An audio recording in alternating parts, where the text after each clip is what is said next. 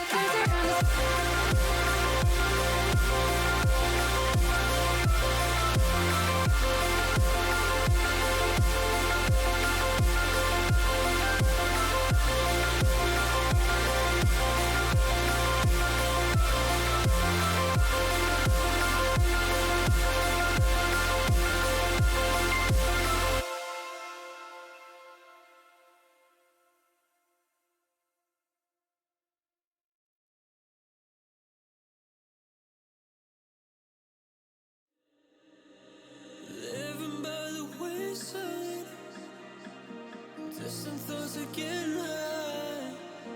Head was heavy and I'm blurry-eyed. That's all I know. The pace feels fast, I mean it. Without you here, I feel so alone. Energy still depleted, trying to find a glimmer of hope. Will you look into my eyes and tell me it'll be alright? For my mind is in an eternal fight with stuff sometimes.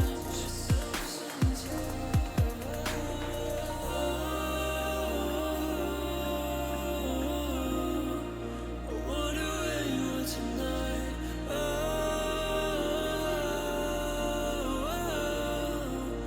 wonder where you are tonight. When the demons hold us so tight, I wonder where you are tonight.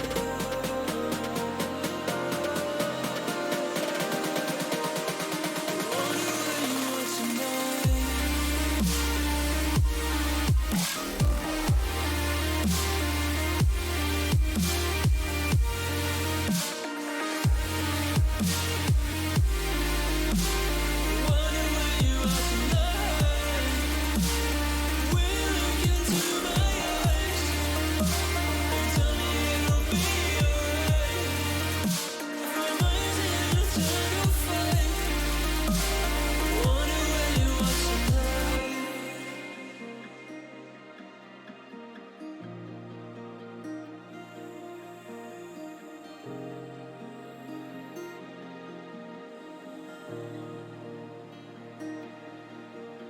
been focusing on healing my fractured soul from all the harm and pain I once could see then. But the storm has come before the calm. Will you look into my eyes and tell me it'll be alright? For my mind is in an eternal fight with stuff sometimes. I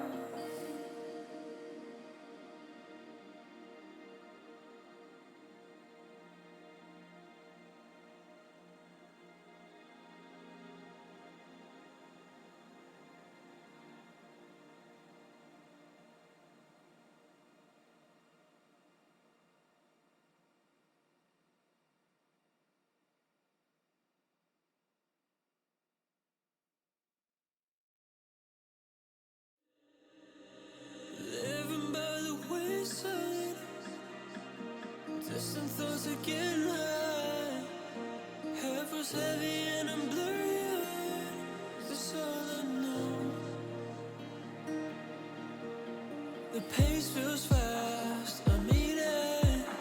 Without you here, I feel so alone. Energy still depleted. Trying to find a glimmer of hope. Will you look into my eyes and tell me it'll be alright? If my mind is in an eternal fight with itself sometimes.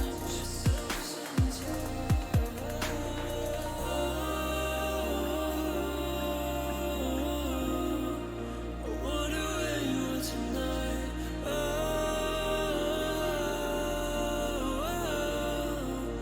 wonder where you are tonight. When the demons hold us so tight. I wonder where you are tonight.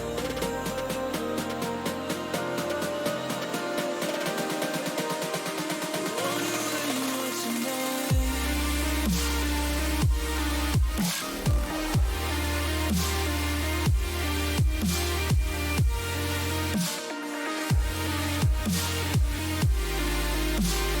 Wonder where you are tonight. Will look into my eyes and tell me it'll be alright. My mind's in an eternal fight. Wonder where you are tonight.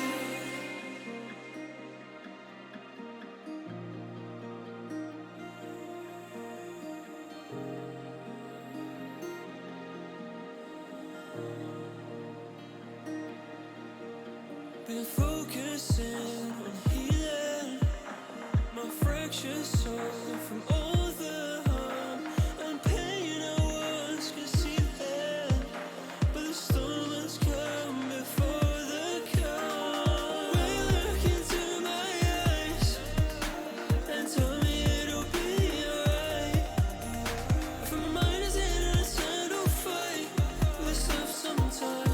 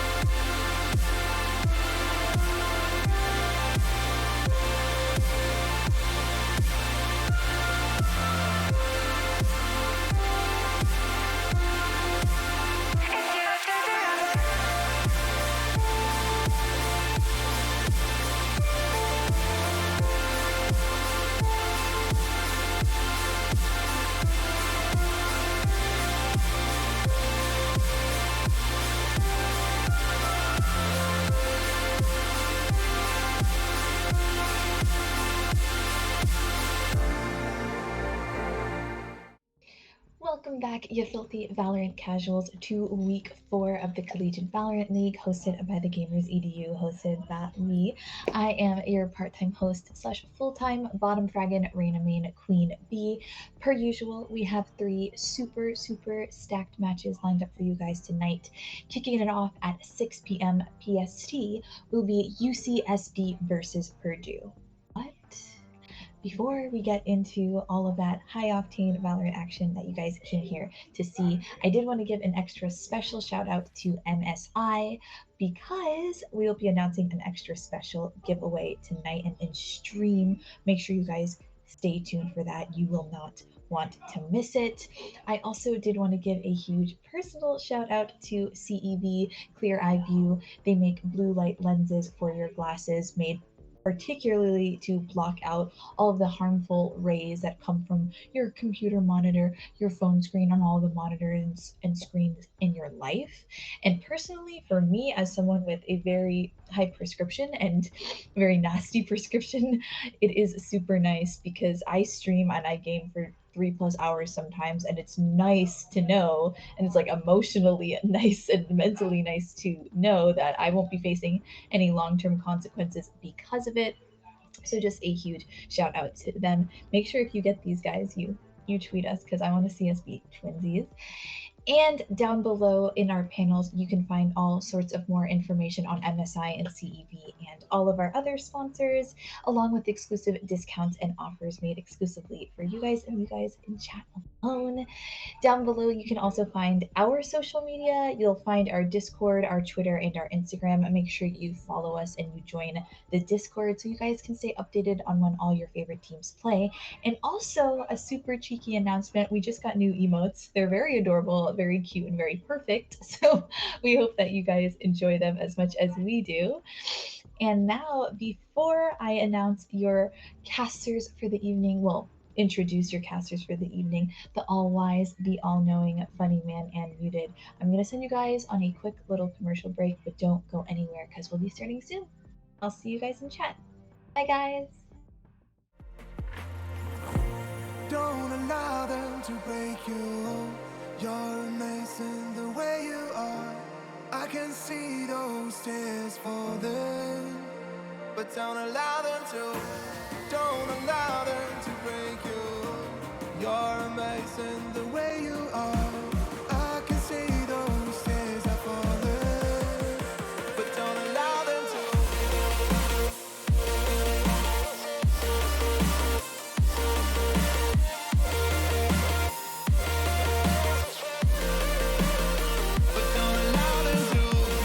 Don't allow them to.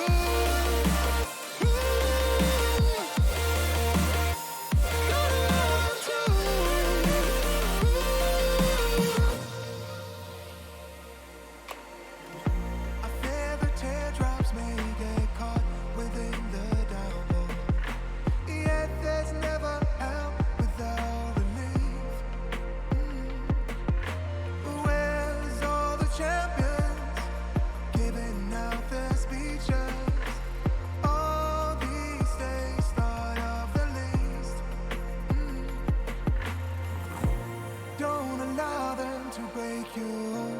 You're amazing the way you are. I can see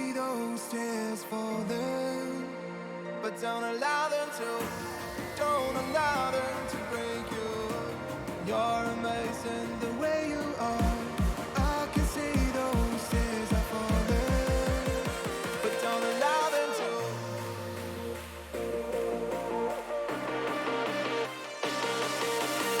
But don't allow them to. Don't allow them to. Don't allow them to.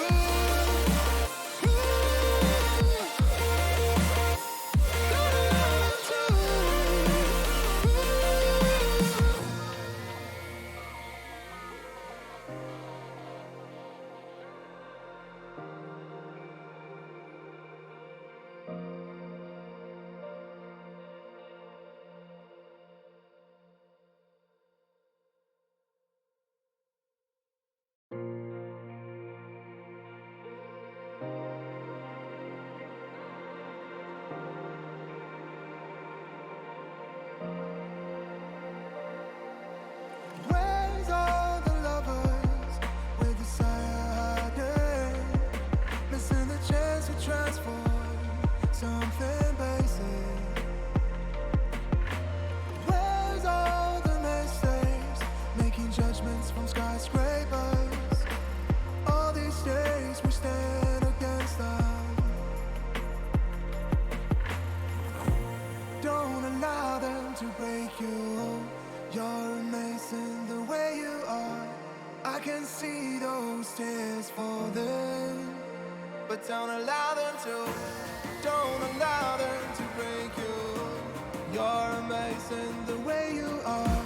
I can see those tears are falling, but don't allow them to.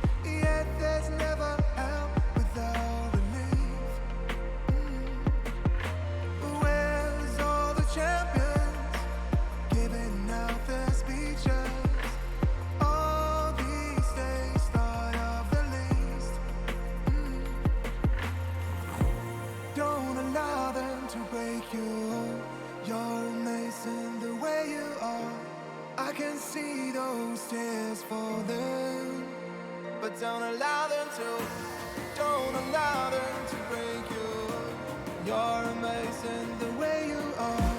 I can see those tears are falling, but don't allow them to.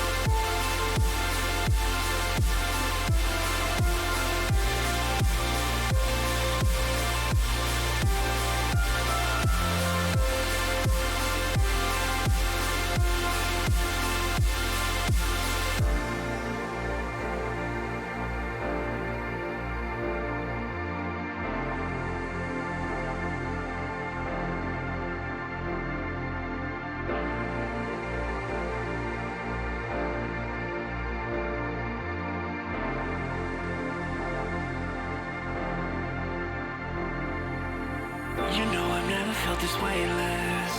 If anything, it's you that caused this.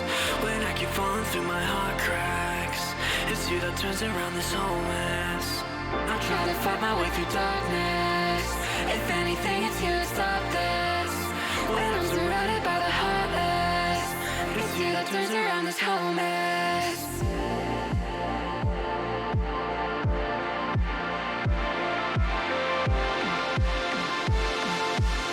It's you that turns around this whole mess.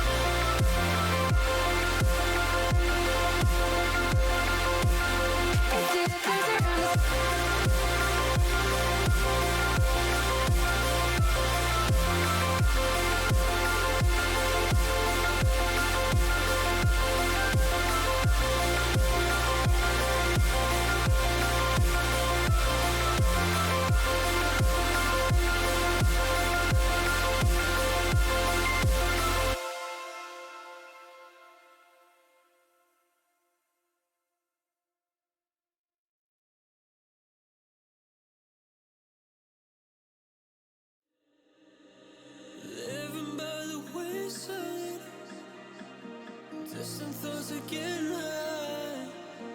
Head feels heavy and I'm blurry-eyed. Is this all I know? The pace feels fast. I'm eating without you here. I feel so alone. Energy still depleted. Trying to find a glimmer of hope. Will you look into my eyes and tell me it'll be alright? If my mind is in an eternal fight with stuff sometimes.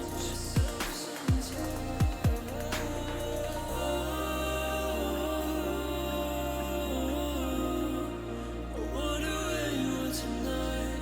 I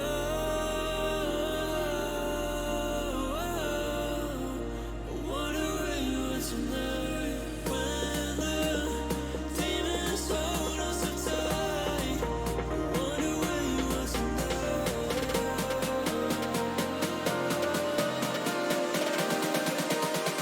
I wonder where you are tonight.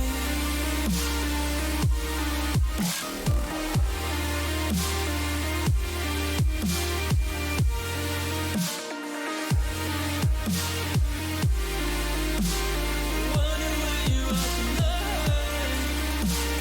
Will look into my eyes and tell me it'll be alright. My mind's in an eternal fight. Wonder where you are tonight.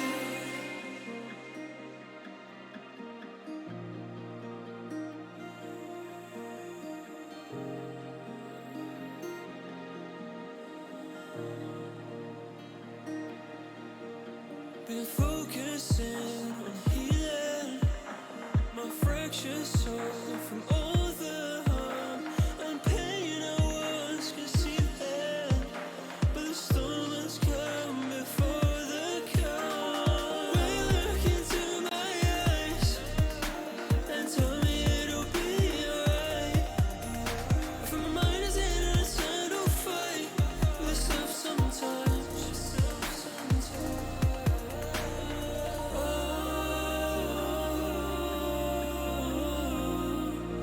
wonder where you are tonight. I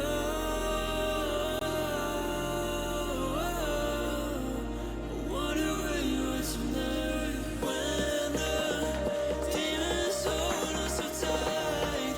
I wonder where you are tonight.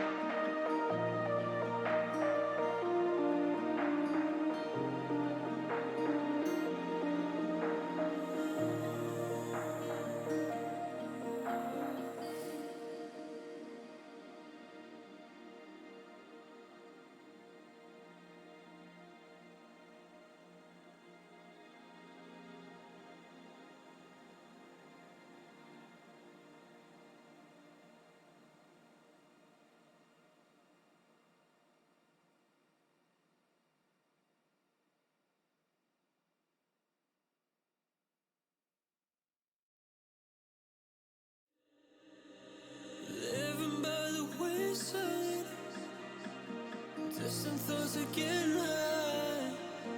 Head feels heavy and I'm blurry-eyed. Is this all I know? The pace feels fast. I'm eating without you here. I feel so alone. Energy still depleted. Trying to find a glimmer of hope. Will you look into my eyes and tell me it'll be alright? If my mind is in an eternal fight with stuff sometimes.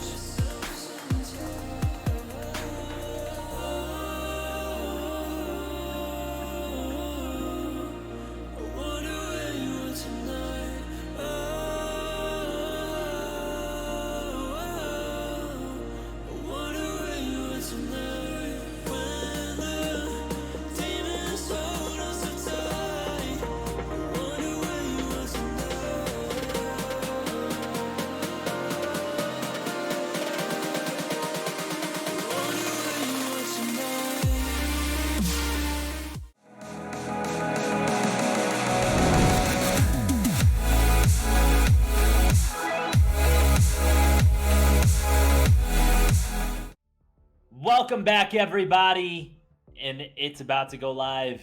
There's a lot of stuff I think you guys are seeing coming in here, but before we start off and go anywhere, it's your boy Funny Man and your boy Muted coming to you here today on the Caster's Desk. How's the weekend been, brother? It's been good. Good little weekend. Just worked. Had a few days off. Played some COD with you. Got some dubs. Chilled out and got a little something in the mail. And I think you did too. Yeah. If you guys are seeing, I'll take them off so you guys can see them a little bit clearly. These clear eye view glasses. I got the ambers. The boys rocking the straight black.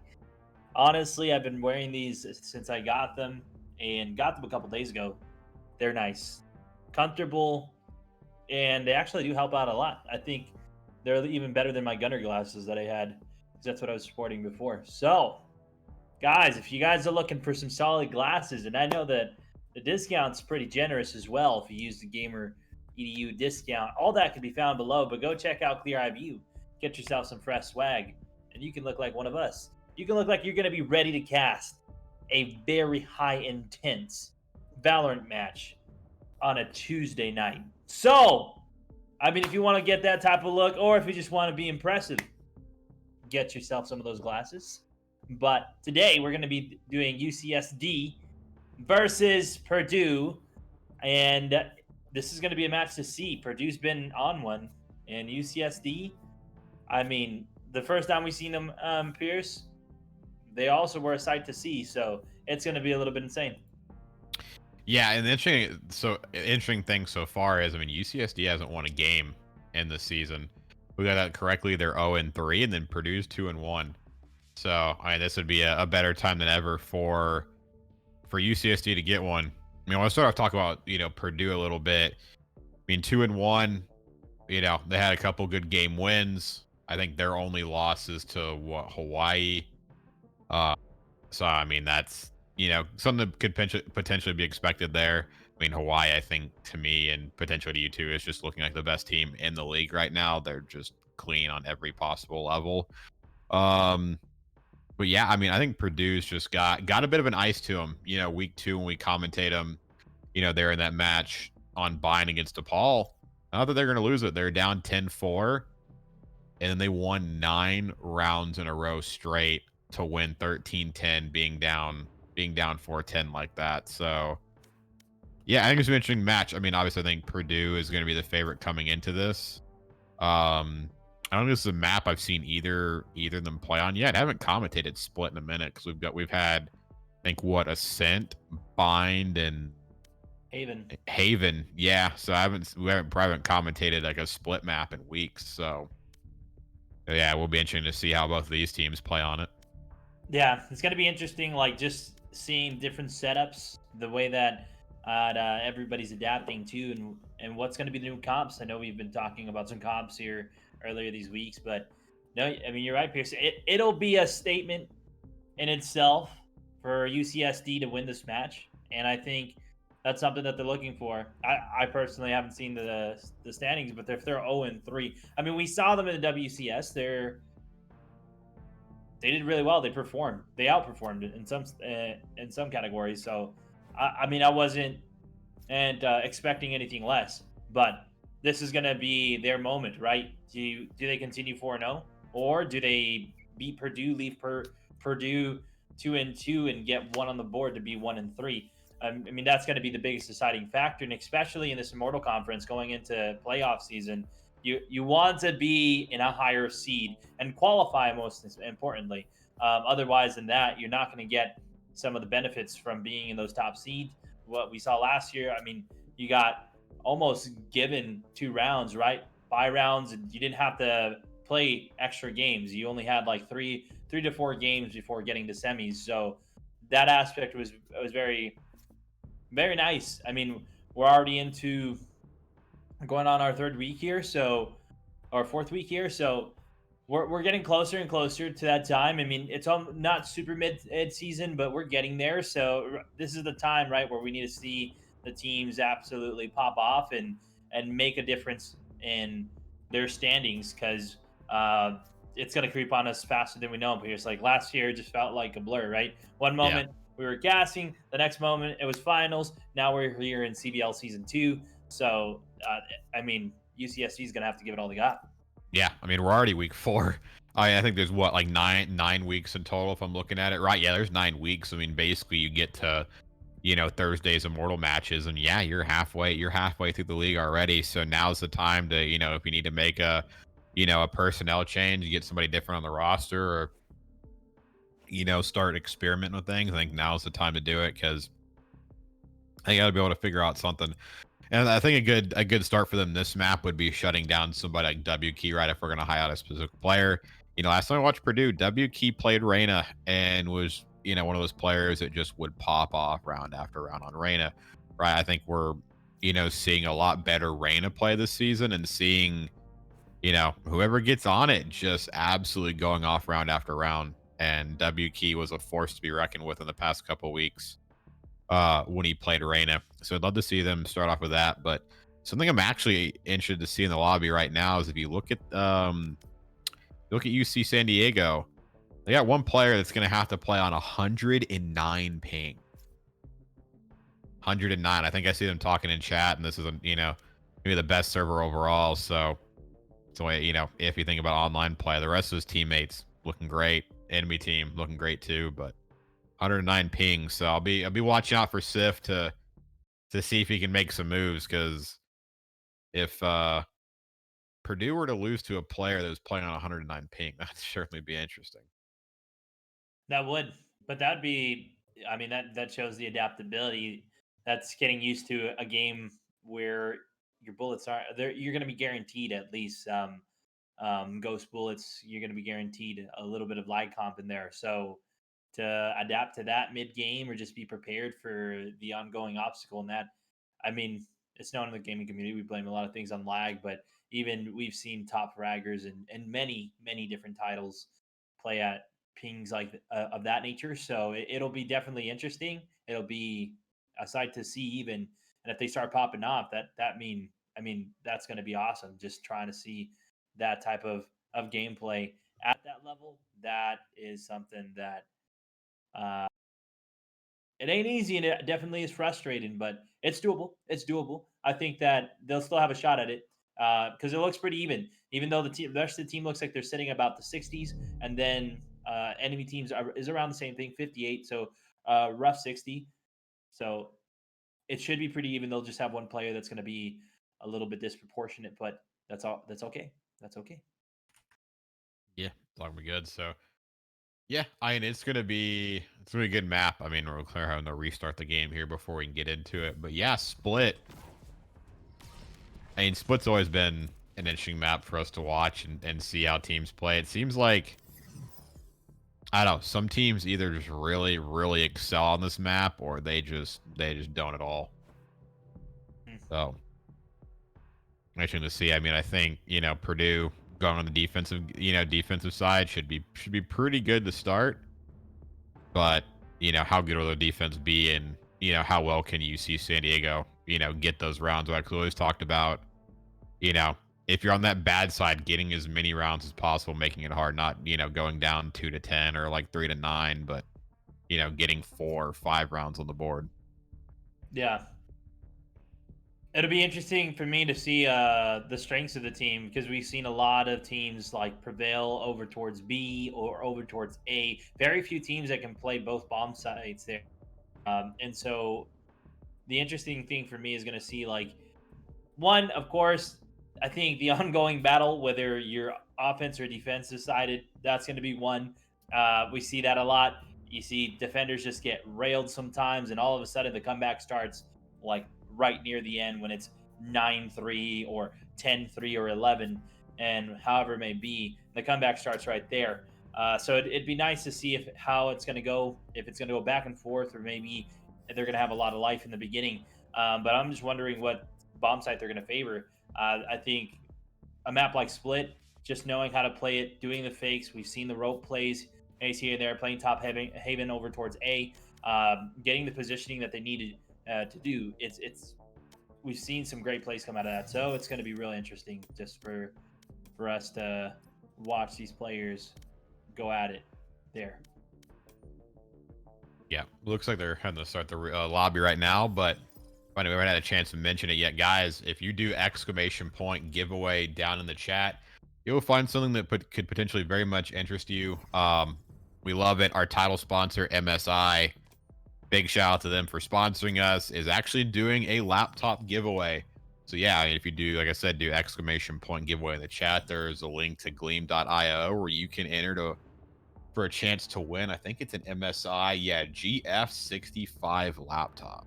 So you want to get yourself a gaming laptop, you got your station at home, but you want something on the go, want something for just moving around the house. There you go.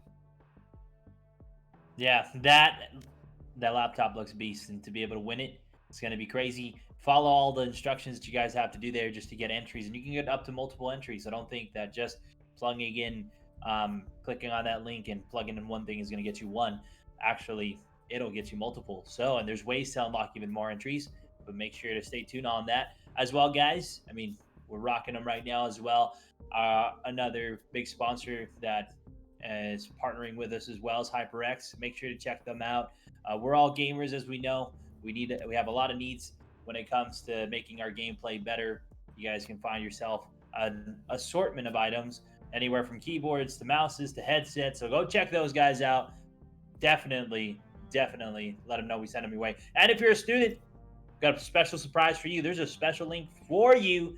And to learn more about that, links are below, or join the Discord in our partner channel. We have plenty of information for you guys to be able to see and unlock those special things for you guys as well. So looks like, Pierce, we're gonna get it started here real soon. The lobby has finished restarting, so this is gonna be it, man. I mean, looking at the players right now, spaghetti. He popped off last time. I remember just being absolutely like, holy smokes, this man in a jet last time, and a not player. It was insane. As well as W Key and Puffball, they were pretty much holding up the team. So I think if they kick it off right now on all cylinders, we get the whole team at least cohesively working together, it's gonna be turned up on turbo. We're gonna be seeing some crazy stuff come out of the side of Purdue. But I mean, Niblik, Crispy, Turo, Invincible, and Sphinx. I mean, that last time we saw them, Invincible just completely went off. Niblik, one to talk about. So it's gonna be a battle for the ages. And I mean, I'm going in there believing right now that UCSD is coming in hot because they want to get themselves a win on the board. Yeah, I mean, you can't give up on a team, right? Just because a team is 0-3, right? And Purdue's like, oh, we're 2-1. Like, you cannot give up on a team, because you lose here and they get a dub. I mean, that only puts them still one game behind them, right? They being UCSD are by no means out of this at all.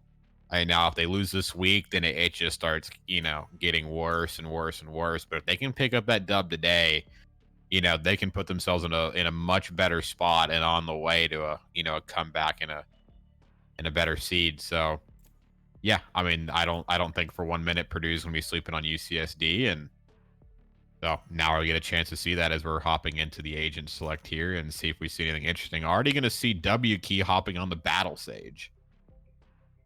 Coming in with the Sage. I mean, we've seen some great Sage plays. I think it was really in the WCS where we saw her shine on Split with her walls and her slows. I thought it was great the way the team comp was working.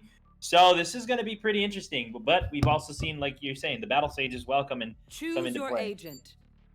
Yeah, I think Sage is great for this map. I mean, especially like the B site hits, right? I mean, there's just so many like short, tight angles here that just Sage can just completely wall off, and definitely will make it a pain for anybody on the opposing team to deal with. And yeah, you can see Invisible for the side of UC San Diego deciding to pick up 1-2. I mean, yeah, I think Sage is perfect for this map, and really no surprise for me that both teams are taking one. Interesting thing to see, of course, this, some players opting for the Brimstone, and I think that's just spaghetti. When I was doing the highlights for this past week, you know, watching Spaghetti. You know, he played Brimstone, had a nice 3-piece on Ascent last week. Been interesting to see the continued, you know, debate between Cypher and Killjoy, right? Which one's a bit better? So interesting to see now one Cypher, one Killjoy. It's never 2 Cyphers anymore. It's always 1 or 1, or it leads more towards 2 Killjoys sometimes, I think, just because of that value, you know, that damage potential, and especially with her ult, just the value that she provides to the team. Yeah. I agree. Now we're going to be kicking it off here, everybody, on the pistol round. Walls is coming up. Frenzy, WT getting some shots onto the opponent, or Killjoy coming in. I want to say Cypher for some reason. Like, no, they're not running a Cypher. Pushing through, though. One wall is down. 1 on. Getting ready for the push here. If we're paying attention to the minimap, everybody. We've got 3 invested towards mid, 2 invested towards A. Spike down in the middle sewers. So we'll see how they decide to play it out. Yeah, Sage is all alone in mid, and it's so interesting seeing the Sage wall right here, right? It gives you a wall that, you know, forces any sort of, you know, stops any push up mid, allows them to jump, peek, and get info. But that may not matter too much, as UCSD has decided to swap all the way over to the A side, sorry, and get the bomb down. Yeah. Went all the way there, but, I mean, they are still a little bit... The defense is man down, so let's see how the retake does happen. It's a 4v3, 1-man deficit, trying to get shots. Crispy goes down, 1 on, able to get the trade. Niblick gets the kill on to WT. Niblick, a 3K. Packers take the first round. Great job on UCSD on that one. Yeah, I mean, they took advantage. I mean, they didn't waste too much time around mid. I mean, you know, with that ice wall, I mean, they've ended up, you know, eventually losing Invisible, but there was only 1 player at A, and it was Brimstone sitting all the way to the back. And I mean, he's just got a smoke and a molly right, and there's not a, you know, small enough area for Brimstone's molly to be effective from, you know, stopping that push on the A. So they just rotate over, dive on the A, and they make it work. So good start by UCSD. Great start by them. Buys are coming through. We're seeing Spectres on the field. Niblick getting the push. Able to take down Spaghetti. Great dash forward. Now they're moving forward. Puffball gets Crispy, though. Now it's a 4v4 here. They do have control of Haven. WT, though, rotating to the back. Spike does go down towards A. Waiting for the push here. Niblick anticipating it. Walls out. The flank. Trying to hear the double knife there, but yeah, that Sage wall is just going to force him to just funnel through an entire choke point. 1 on's going to be the last one alive with a classic in hand. If he peeks his head out here, he's going to certainly get bursted down. Does by Niblick, and that's a 2-0 start for UCSD. And great job by them. I mean, they, you know, I guess they learned last round that Spaghetti was the only one that would sit on the A site. They instantly dove, killed him. He played a little bit forward this time, and you know, it's an instant A plant for them. So good, you know, good recognition by them, and so much better start for UCSD. Niblick already 5 kills to start the game. Yeah, that was great capitalized, right? They got the kill, went in, blinded the bomb. Great 8 wall, great Sage wall coming up there, blocking off their back. And as the team broke it, they had two ready there. We had the Sage and the Omen waiting. We got them down, and they did. And I mean, there we go, 2 rounds. So. Good job for UCSD. They're pushing, though, forward here, trying to get control. Top Haven, over towards B. Invincible's able to take down WQ. The 1-on's going to be there to get the trade. Gets the repositioning. Can he get him? No, Niblick gets the headshot onto 1-on. Alpha able to take down Toro. Now it's a 3v3 over towards B. This is all on Alpha right here. He's the main one down on the bomb site. Can't get the right timing. Nope, Crispy is going to take him down. Niblick up top is going to take down Spaghetti. It's going to be a jet-on-jet fight near the middle of the map. Spike planted. Puffball's trying to peek that angle. He knows Niblick's there. Niblick just too good, though, with the Blade Storm. Takes down Puffball. Another 3K for Niblick in this game. Niblick's out to a hot start. 8-0. And it's a good swap up. I mean, they, you know, won 2 rounds in a row on A. They swap Puffball over to A. UCSD goes over to B this time. think, you know, the individual kills and the trades were won well over at B. And yeah, UCSD is looking very fine now. They're 3-0 up. It's going to be not really any guns right now for Purdue. So, I mean, this could be a 4-0 start on the offense on a traditionally, you know, defensive-sided map. I mean, I think the game is switching a bit more on this, but typically in the beginning, the defensive side was always the better one. Yeah. They've been coming in hot, so their economy's pretty hurt though. Seeing them still with shotguns and classics, I think they're coming off pretty slow. But UCSD is definitely coming in, letting everybody know they want to get the first win on the board. No more 0-3, 1-3 is what they're shooting for here today in the 4th week of the CVL season 2. We got right now the whole team of UCSD basically over towards me. They're trying to get people to peek. They know they're causing attention there. But it looks like the spike is going to go ahead over towards the team. It's going to be interesting. Spaghetti's able to take down Toro. Invincible there for the trade. So we're coming out of Invincible. Able to take down Pink. Able to get W Key. My goodness. Purdue's just falling like flies, Pierce. It doesn't seem like they have much of a foundation or a stance. They get pushed and they just drop. Yeah, I mean, it was just a lot of individual kills right there for Invisible, and, you know, Purdue doesn't have a lot of guns right now. I mean, luckily, one on able to get his ult there, able to get a gun out. So I think that's the best case scenario, right? You don't have any guns. Go ahead and get a weapon out. That's going to be less money. That's going to have to be drained from your economy going into the next round. That's if he saves it. I mean, he's trying to hunt for the 1v2 right now. I mean, he has the Empress, and he has another healing orb. So, I mean, he's got it, but does he have the ice in his veins to do it? Doesn't seem to this round. Crispy is going to go ahead and take him down, and that's just a 4-0 start. 4-0 start.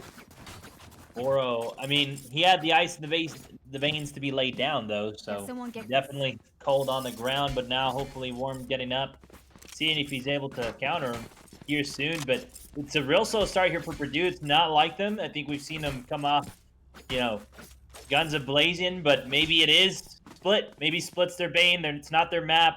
If we had map voting here, like, once we get to that point, right? Probably not a map they would be choosing, but right now, on the defender side of things, they are not looking too hot. Yeah, Raze is going to make noise here. Oh, Spaghetti's going clutch, getting a kill on Sif. I mean, he's the only one in that forward position. I mean, Spaghetti needs to stay alive, because if UCSD were to charge that, I mean, that's instant heaven control, and you could wrap the spawn mid, you know, can that Cypher on at any point.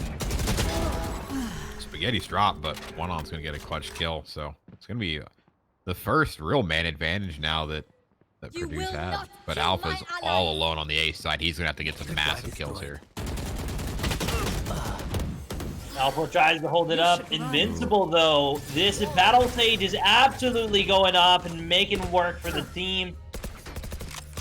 It's a 4v3 as we're seeing it. Ladies and gentlemen, Spike goes down again towards A's back left corner. W Key coming through the push, trying to get the flank there. Pupfall does have control of Haven. Niblik, though, peek him at any moment. They're getting information. He's trying to get the op, but he can't. Oh my goodness! Fails 3 times. Niblik gets a kill. Sif is able to get W Key and back to one-on to try to clutch a 1v4. You know, and I'm trying to think now, how is this team, other than a Brimstone ultimate, gonna take down Killjoy's ultimate, right? Yeah. Because they don't have a Sova that can Hunter's Fury or Shock Dart. You know, they don't have a Raze on their team. You know, if that Killjoy ultimate gets placed in a really good spot, just like it was just there, you have to rely on a Brimstone ultimate to take it out. And you don't always want to be using your Brimstone ultimate in that situation, right? There's plenty of other situations in the game that you would rather use a Brimstone, right? If you know they're pushing, you've got a guy, you know, caught in a corner, and you know there's no way in heck that he's going to be able to get out of there, then you want to drop that on him. You don't want to have to think, oh, well, the only condition for my Brimstone ultimate this game is going to be to, you know, to defeat a Killjoy ultimate. Yeah. Seems like their only backup plan really is brute force to take down that Gold Key, though. Oh, whoa, quick gunfights there. One on enemy remaining. Invincible goes down, Crisp gets the kill, and now it's W Key. Enemy He's down. coming in, able to take down Chris. Spike planted. Got the gun. The 1v2 full health Sif. Or WK against Sif. This could be big. If he gets a kill here, he has enough to get a res. And I think he's got a player right on the bomb, so that did die. So he's able to take out Sif here, which he's not able to in the end.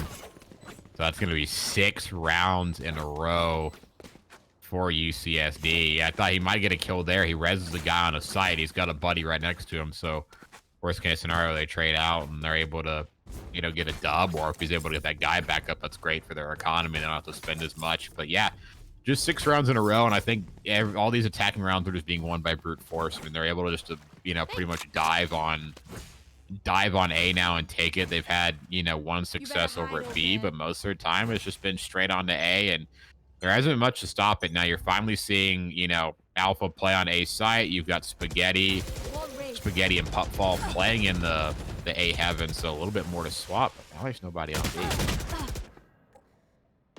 No one on B. Invincibles is the first to get the kill, following him up Crispy. I mean, we've been seeing the team here absolutely chain those first bloods. It's 6-0 before our eyes. I mean, we're halfway to the half. This is absolutely insane. I don't think we've seen this out of Purdue that much. Or we could be wrong. Against UC Davis, they're the ones that come back. Oh. 10. But One on Hat Turo in like the, you know, the animation enemy transfer remaining. from the showstopper and could not get the kill on him. Yeah, it is just looking real rough for Purdue in this match. I mean, they, you know, WK keeps doing the same thing mid. He finally over peaks. Spike They take him planted. down. You know, I think it's just, you know, stagnant play from Purdue. I think UCSD is reading these plays very, very well. Alpha's going to get hunted. Will not even get a single kill with that Vandal. It's going to be a flawless round for UCSD.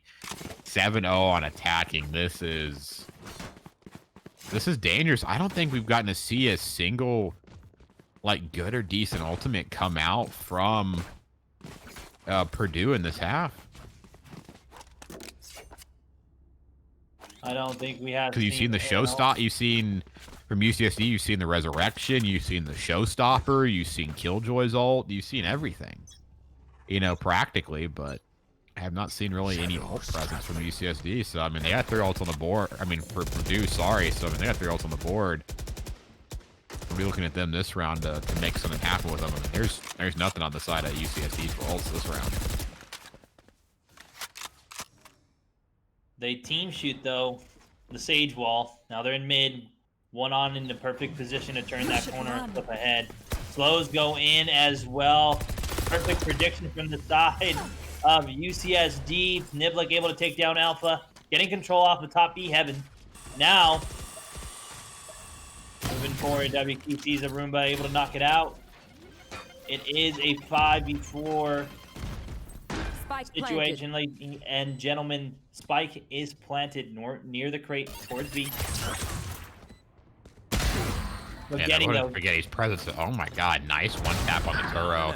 Gets one on the Sif. This could be the round that Purdue takes back with the way Spaghetti's hitting. But unfortunately, his teammates are not able to do it on the bomb side. He's in a 1v2 situation. As his ult, he's gonna have to click some heads here. Gonna go ahead and peek onto the site. Gets caught looking at the bot by Crispy, and that is 8-0 for the side of UCSD. Still not any of those 3 ults used for Purdue. Yeah, funny. I mean, we're only 4 rounds away from the half. I mean, if you want like a decent half, you've got to win the next 4 rounds, you know, to make it within comeback range. But they have to start something now. I don't think this is what either of us was expecting to happen. I mean, considering UCSD's 0-3, you know, I mean, Purdue does have comeback potential, right? 10-4 on Vine, 13-10. They've got some great comeback potential, but they, you know, they at least had 4 rounds on the board there. They don't have anything in this game. They don't have nothing to work with here. They need to shoot as a team. And that's what speaking, though. They're working it as a team. Niblick, though, able to shut down Puffball. Now it's a 3v4. Trying to see if they can get some more. They're hunting for blood. No, I agree, Pierce. I mean, we've seen that big comeback, but do you want to put yourself in the same place, right? That's the biggest question. Down A. But it looks like this round should be going in the direction of Purdue. Only 2 players left. WQ has great crosshair placement. Wins that 1v2. Huge 3K from the battle sage himself, WQ. Yeah, that's a W key. I know, able to get those 3 kills on the round. Yeah, I think, you know, they did a good job with mid there. I think that was honestly more on UCSD overplaying mid. I mean, you had Sif sitting out in the middle, you know, literally right in front of a sage wall, you know, and 3 people ended up peeking him in the end. So I think they overplayed their hand in mid. You know, they're already stacking up A. I don't think they're going to make that same mistake again. Get out of my way. What's this? Moving forward now, Nivlik with the Blade Storm. We got both jets ready. Turo able to take down Alpha towards A. They know the push is coming back towards A. It's their bread and butter. They're not fixing what ain't broken. They're getting into some gunfights. Spaghetti able to get the kill. Puffball gets the trade onto Stiff, leaving it at a 3v2 as Crispy takes down Puffball.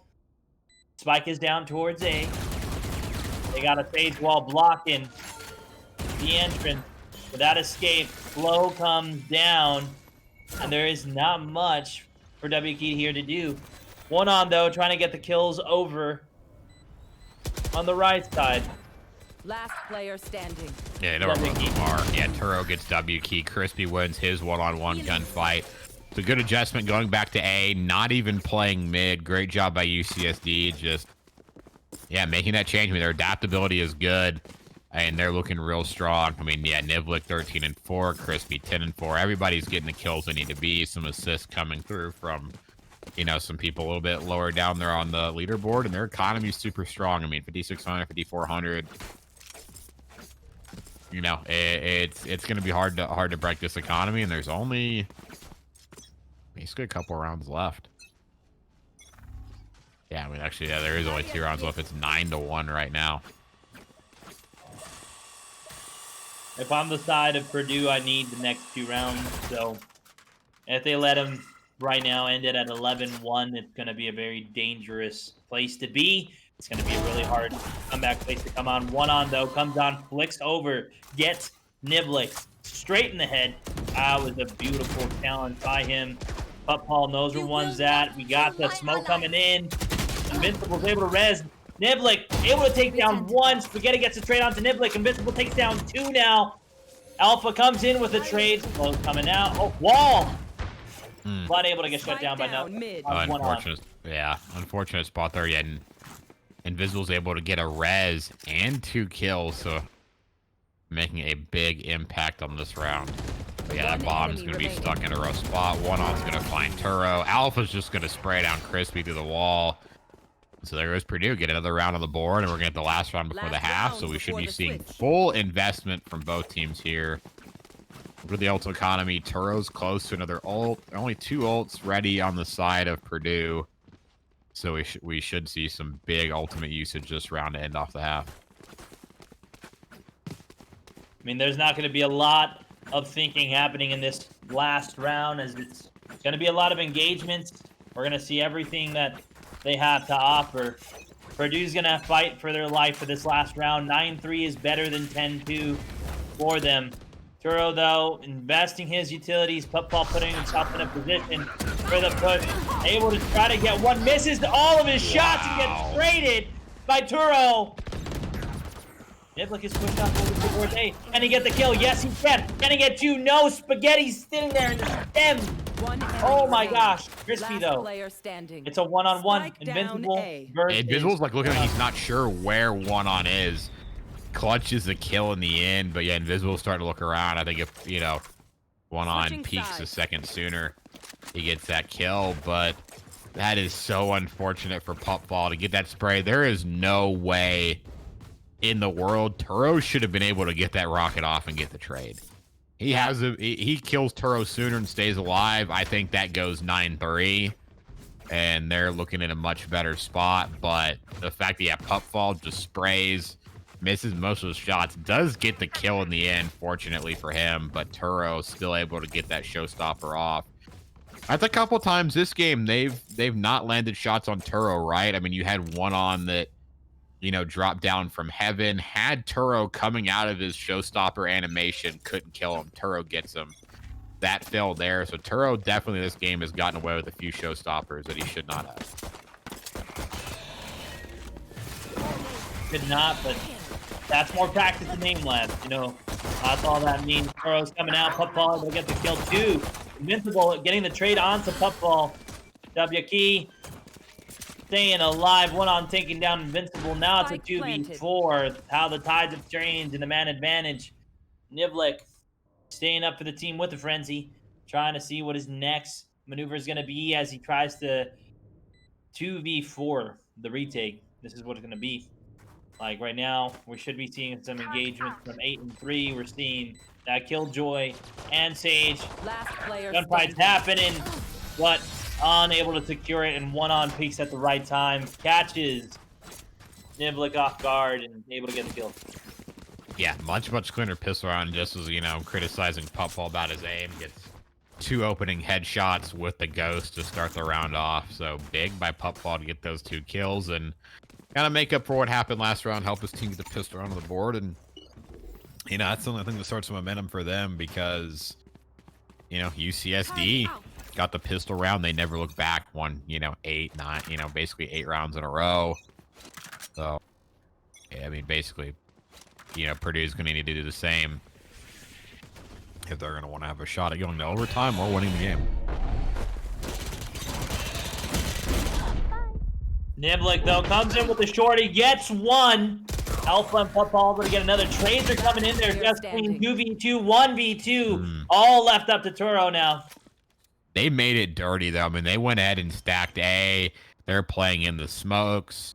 And they're playing in everything. Made it dirty with those shotguns. But we still got Turo alive in a 1v2. Both are on the bomb site, so they're stacked together. So, I mean, they're in good spots to get each other's trades. Let's see if Turo's able to figure that out within a reasonable amount of time.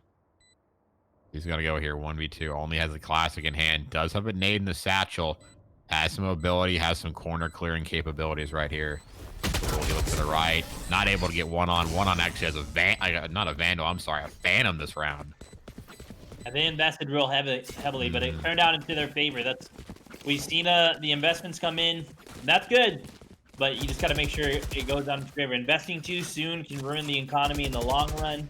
Might not ruin it right away, but definitely something that they need to get going through.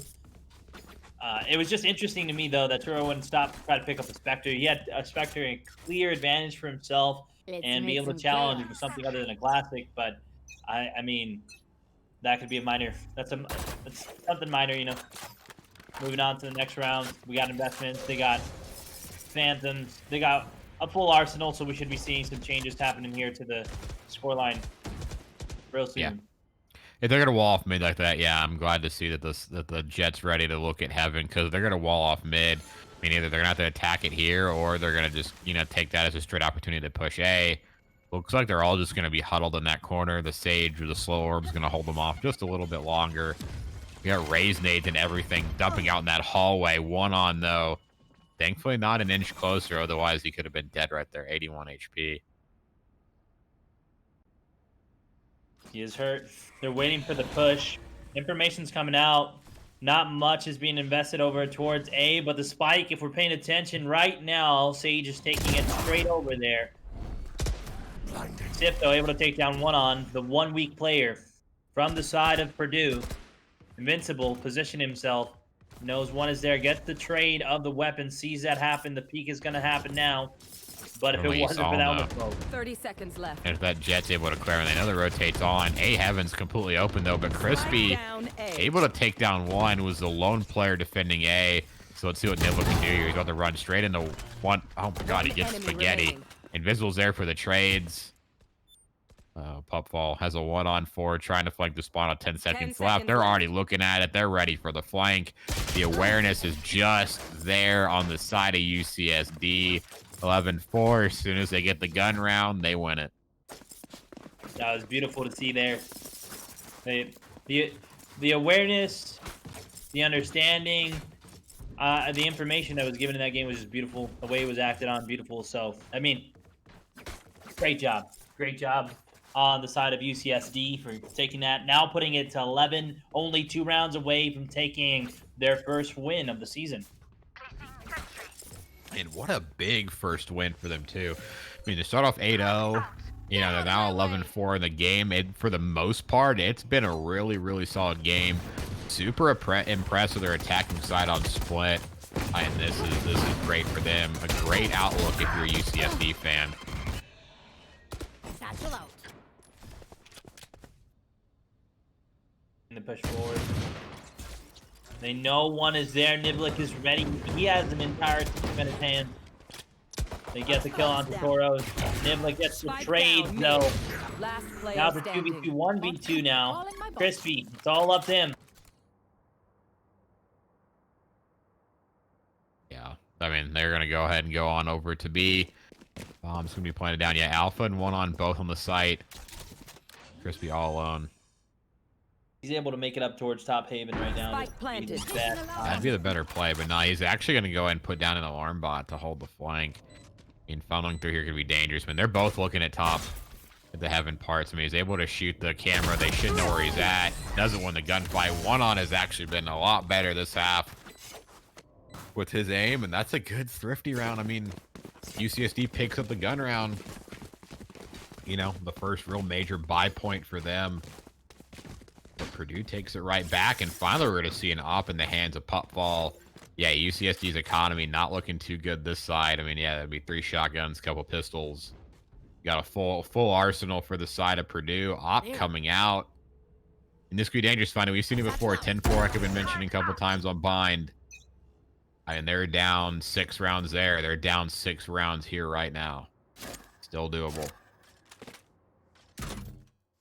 Could they be deemed the comeback kings this early? Not sure, but we'll see here to figure this out. Niblik, though, popping out the Blade Storm, getting ready for the pushes over towards A. Only 1 lone Cypher. CW Key and Stiff get at it. Puphall able to take down 2. B is now open. We're going to start seeing the rotations come through here real soon. Yeah, Turo's trying to get somebody caught off, but everybody from the side of UCSD is just getting picked individually this round. You've heard Pupfall sounding off with the op on B. W Key gets a easy pick in the mid. Turo trying to get over guys with a shotgun, trying to make something work, just goes down. Spaghetti finds Nivlik. A thrifty round into a flawless. This is definitely the start for Purdue. Pupfall's gonna have it pre-aim. Crispy peeks the corner, gonna find his dome. Clean off the fresh fade. Crispy won it. I think he's going to play it patient. And if I was him, that's what I would say at. That corner is crouched. He's got to hear all the footsteps around him. Will he be able to find anything sneaky? If he gets this op right here, what a takeaway, though. I ain't able to win the round, but you got a shotgun. You just pocketed yourself $5,000, 5,000 credits, not dollars. That's pretty good for your team side, because I mean your economy is going to bounce back here. You're going to be able to buy. Yeah, you instantly give it on the Nivlik, right? You always want that jet player to have the op. I mean, Pupfall's going to be able to buy one back, but I mean, you just gifted an op to UCSD. That is not what you want to happen. Even though round good, economy's good, great. You know, you only lost 1 player, but you gifted an op. Here. The pressure that the op puts on the field is just dangerous. So we're going to see here Nivlik with the op. Get something rolling. Misses the first shot, though. Trying to keep the pressure. We're paying attention to the minimap. We're getting a full push over on mid.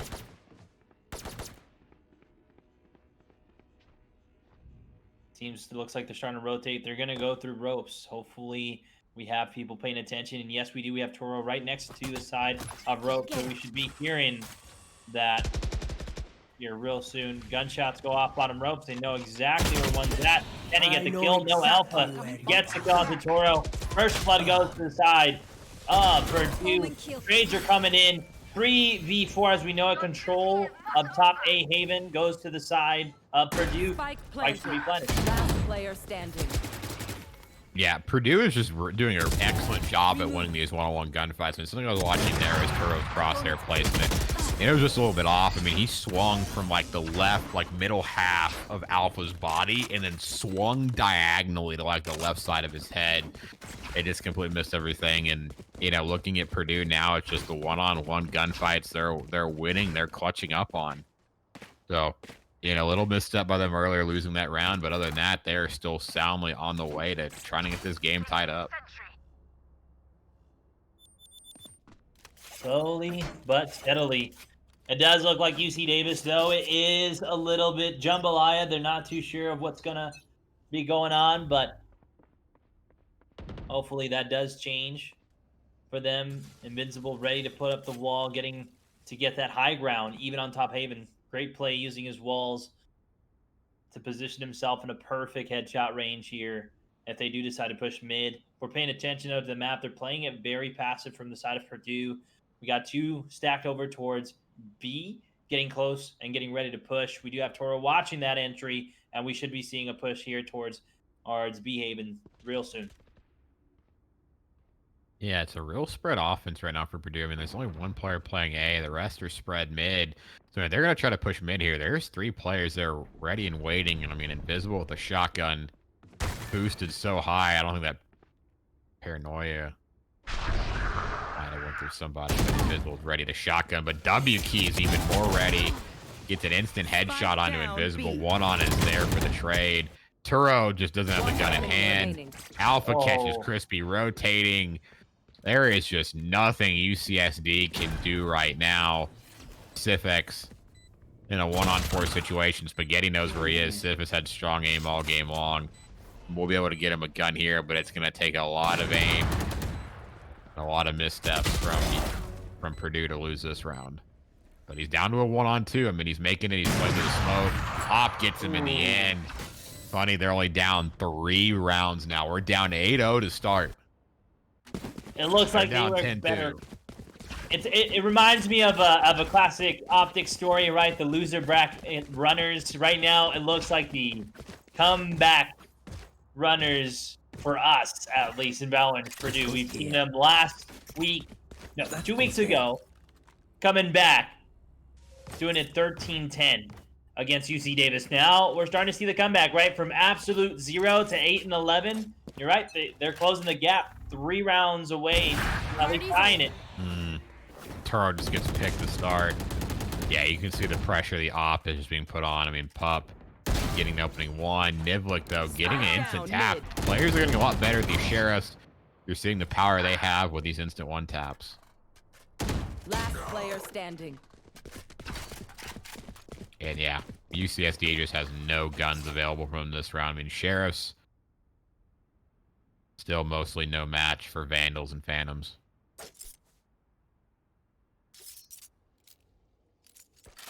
Invincible, though. Battle Sage coming in from the flanks near sewers.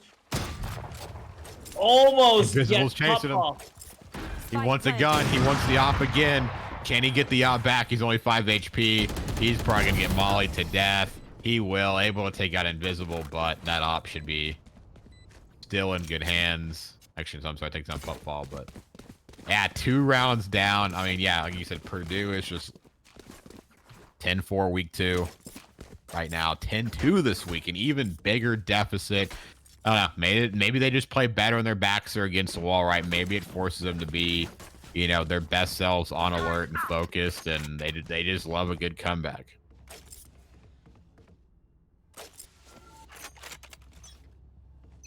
It's been incredible seeing them just go literally from the bottom up.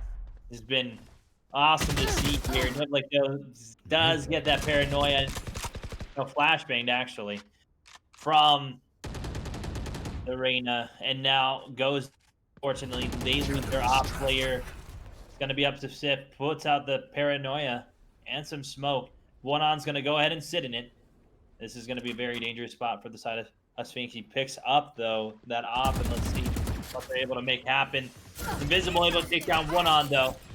Now evenly leveling the playing field. The 4v1. That's always such a dangerous thing about a Sage, able to get that res. You know, basically neutralizing anything you're going to do. Alpha's already made his way into heaven. able to help get control A, choke off any sort of rotation. I mean, the rest of the players are kind of split, though. Brimstone finally trying to rotate his way back over. Spaghetti trying to get his way there. Defensive Killjoy ultimate going to come out. Yeah, Crispy's going to find Alpha. Maybe this is a round that UCSD finally gets back on the board, push themselves to map point. No players were detained. The control should be theirs. WT getting ready. They know where one's at. They try to get the kill. Flicks onto one. Spaghetti gets the kill on Crispy. He's got the molly. Does that molly hit though? No, I think he over mollied that. Yeah, Nivlik's just going to go ahead and stick it, and there we go. UCSD finally gets around back on the board, puts themselves 12-9, which will be match point for them on round number 22. Oh, man, this would be rough after everything Purdue is, done to make the comeback. To lose here would be rough, but it'd be a big sigh of relief for UCSD because we were thinking maybe for their first win, it'd be an impressive W. I mean, the way this was going, this could have easily been a 13-2, 13-4 decisive first victory for UCSD, but Purdue just doesn't stop. They don't fall. They always get back up and try to go for that comeback. They do try. They're not going to give up here. There's still only 3 rounds between them from tying up the game. Could potentially set us in an overtime, but only the rounds will tell. It is 12-9. Match point in the side of UCSD. Trades go out. It's a 4v4. We do have now only 2 ults available for the side of Purdue. 2 ults also available for the side of UCSD. Man advantage just went over to the side of UCSD. Going down through ropes. Coming back up. They're getting the transfer. W key, though, getting ready to turn on some heads. Sip is there, gets 2. Spaghetti gets a trade onto Sip, though. Now it's a 1v3. He has 10 health to his name. It's over. Instant tap here. And he is so low health. He's about to walk right in the Turo. Oh, no, Turo turns his back. But Invisible there to get a trade if need be. UCSD clutches it out 13-9 and gets their first W of CVL Season 2. That was just... I almost lost it right there. I was like, wait a second. You just see him turn his back towards him. I was like, oh no, he's going to get the kill. But Invincible, yeah, coming in with the swoop, able to get the kill. Absolutely great play. Great job for UCSD, solidifying their first win of the season. They are now 1-3, sending right now Purdue 2-2. I mean, if we're looking at the scoreboards right now, Pierce, everybody pretty much went off. We got 3 20 bombs coming out. 2 from the side of UCSD, 20-15, 21-15. We do have 1 on with 21-14. Man went off for the teams. Again, Spaghetti. We've seen some crazy things out of him. Invincible, Crispy. I mean, all the players did their part at the end of the day. But if we're looking at the first bloods, actually, from the side, when they went on that big, huge climb, Purdue took over with a amount of first bloods. What am I seeing there? That's 5, 11, 13, 15 first bloods outside of Purdue, Pierce. That's impressive. It's 15-7, and the team that had like more than double didn't even win. That's not normal. Usually we see that is not normal. Any team that has more than double the enemy team's first bloods, usually that would go on and stomp a match like that, right? I mean, maybe even not, it'd be closer, may not even be 7 first bloods to enemy team at all. But yeah, just a crazy game in general. I mean, it started off super hot by UCSD. I mean, they had the momentum and they kept it on the offensive side. I love their offensive plays. Their reads were good. Their rotations, starting off, hitting A, giving one up to B, realizing what Purdue was trying to do in mid with that Sage wall, working around it real well. I love their offensive side well. They ended off 10-2. I mean, basically played, a perfect half that I would ever expect to see, in collegiate Valorant. When they swap over to defensive side and things just get a little bit sloppy for them, Purdue, starts picking up on the offense. Think, man, we might We might just see another Purdue comeback, right? 10-4 on Bind. I mean, they're down just a little bit harder here, 10-2, and they're just not able to do it. So, and in the end, big congratulations for UC San Diego. They got the first dub on the board. And so they'll be 1-3, and Purdue's now 2-2. So, like we were saying earlier game, this was the week that you needed to get that dub. They're only one win behind Purdue now. Yeah, only one. I mean, great job. Great, an outstanding performance. Purdue's going to have to look at those little micro adjustments that they weren't able to make. I mean, because, yeah, it's pretty impressive to have double the amount of first bloods and still go down. So, it's something where you got to see that something must more than just like not able to hit your shots, or maybe they just didn't play as a team. Plays weren't followed through. Who knows? But definitely back to the drawing board for the side of Purdue. But again, congratulations to UCSD as they move on to their first win, putting at 1-3 for the season. But don't go anywhere, everybody. We're going to go on a quick 5-minute break. While we do that, though, don't forget, we do have a giveaway, exclamation giveaway in the chat. Make sure to follow all the information on that link to get yourself a really, really nice gaming laptop as well. Don't forget to check out our other sponsors like HyperX Cloud Core, CEV, Ritual Motion, Radiance GG. All the information can be found below. And if you guys join the Discord, we have a partner channel that gives you even more. We'll see you soon. Making judgments from skyscrapers. All these days we stand against them. Don't allow them to break you. You're amazing the way you are. I can see those tears falling, but don't allow them to. Don't allow them to break you. You're amazing the way you are. I can see those tears are falling, but don't allow them to.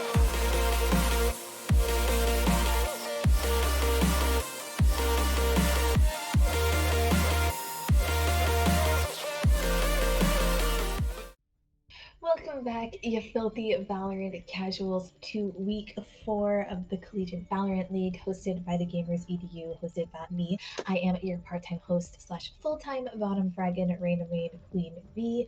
We have 2 more matches lined up for you guys. The next one being between UT Austin versus Hawaii. It's gonna be a doozy.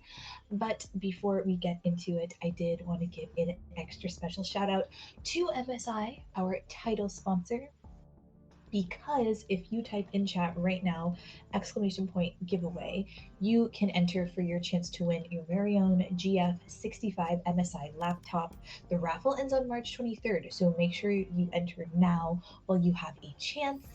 Also, like your lovely casters from today, Funny and Muted, I recently got my very own pair of lenses from CEV, and as someone with extremely sensitive eyes and extremely high prescription, it is nice after a session of streaming or gaming to not feel like my eyes are gonna fall right out of their sockets because I've been staring at my 2 monitors for so long. It's just extremely nice to have a barrier for your eyes, and it feels good as well to just be taking care of your eyes in general, especially if you're super into gaming and you're putting your eyes through all that strain and stress.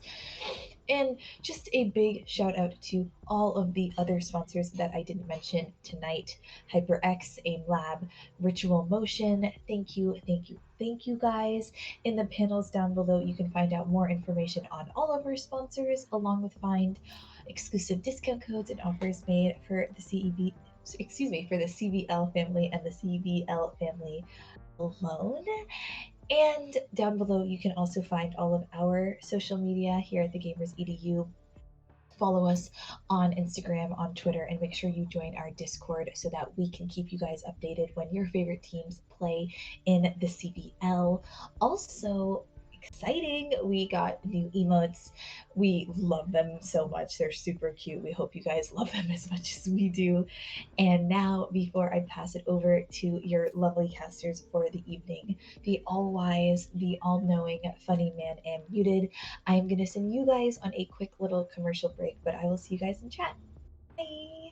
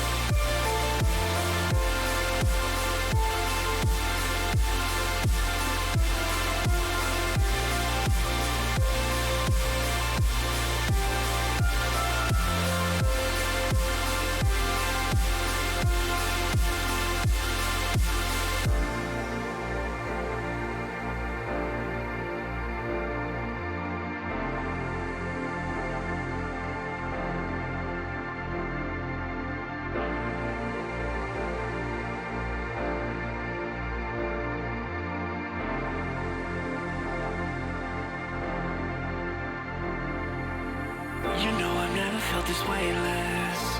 If anything, it's you that caused this. When I keep falling through my heart cracks, it's you that turns around this whole mess. I try to fight my way through darkness. If anything, it's you that stopped this. When I'm surrounded by the heartless, it's you that turns around this whole mess.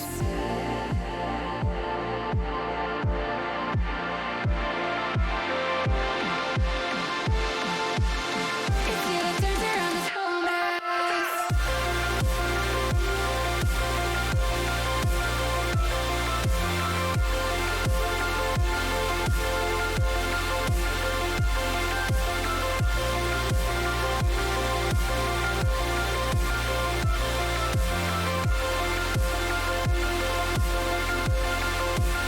It's you that turns around this.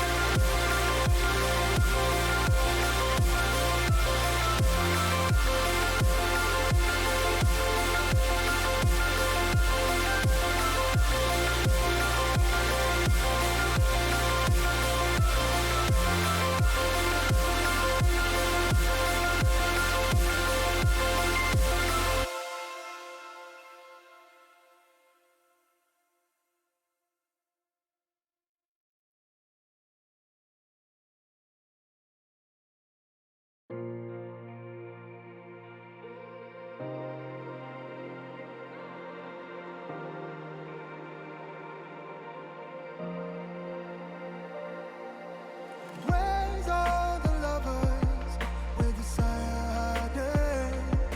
Missing the chance to transform something basic. Where's all the mistakes? Making judgments from skyscrapers. All these days we stand against them. Don't allow them to break you. You're amazing the way you are. I can see those tears falling, but don't allow them to. Don't allow them to break you. You're amazing the way you are. I can see those tears are falling, but don't allow them to.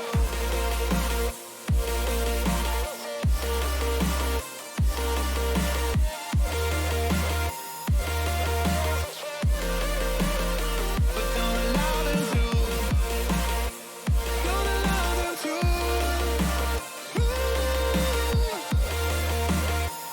Don't allow them to.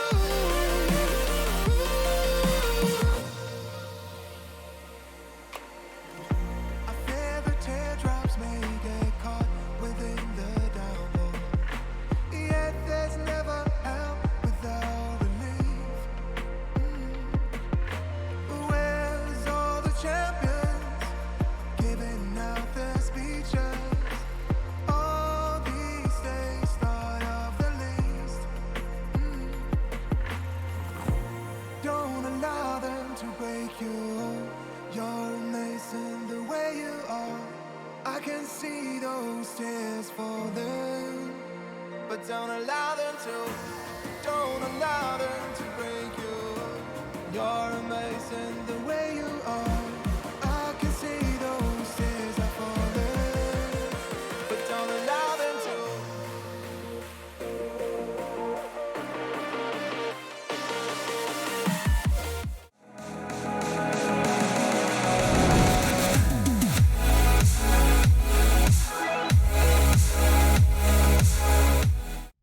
Welcome back, everybody, and we are here, ready to cast probably the biggest game. Not probably, it is the biggest game of tonight.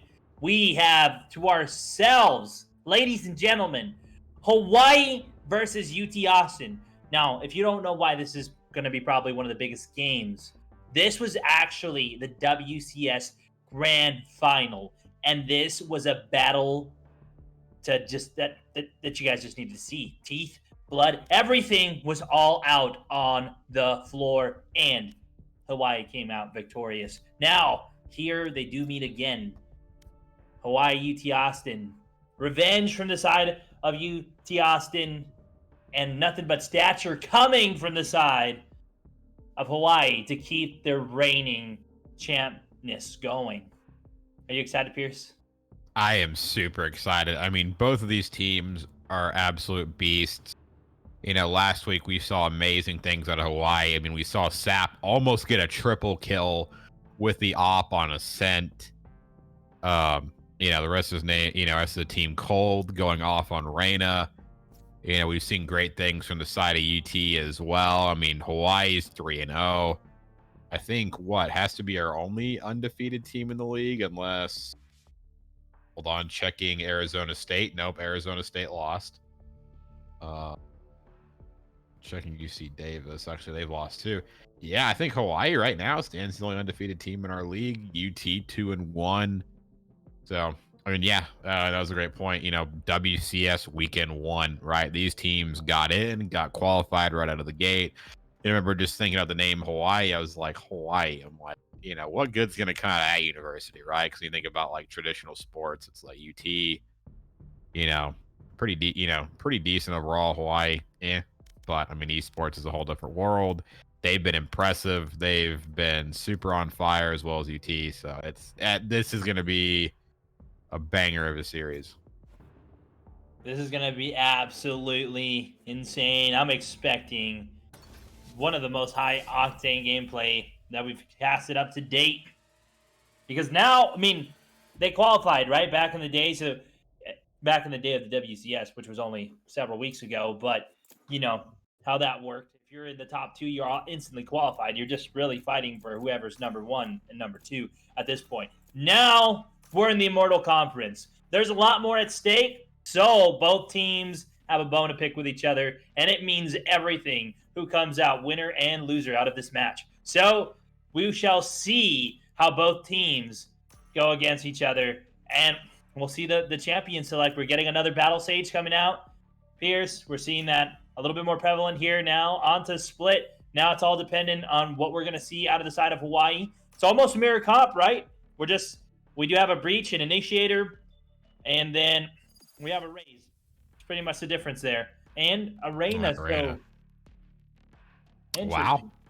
Yeah, Hawaii opting for the triple duelists. On the other side, UT opting for maybe a more, you know, current comp. Something, I mean, it's swapping up, right? You know, I've heard the debate, heard the talks, especially from the likes of, you know, Steel from 100 Thieves, you know, about how, you know, just the champions, you know, no, I'm sorry, the champions, you know, it's League of Legends. The agents in this game, you know, how the agents, just their utilities, everything they provide is so valuable that maybe, you know, having a double duelist, or even now in Hawaii's situation, a triple duelist, really isn't necessary, right? Maybe opting for, you know, that Breach, right? You have the Breach for initiation.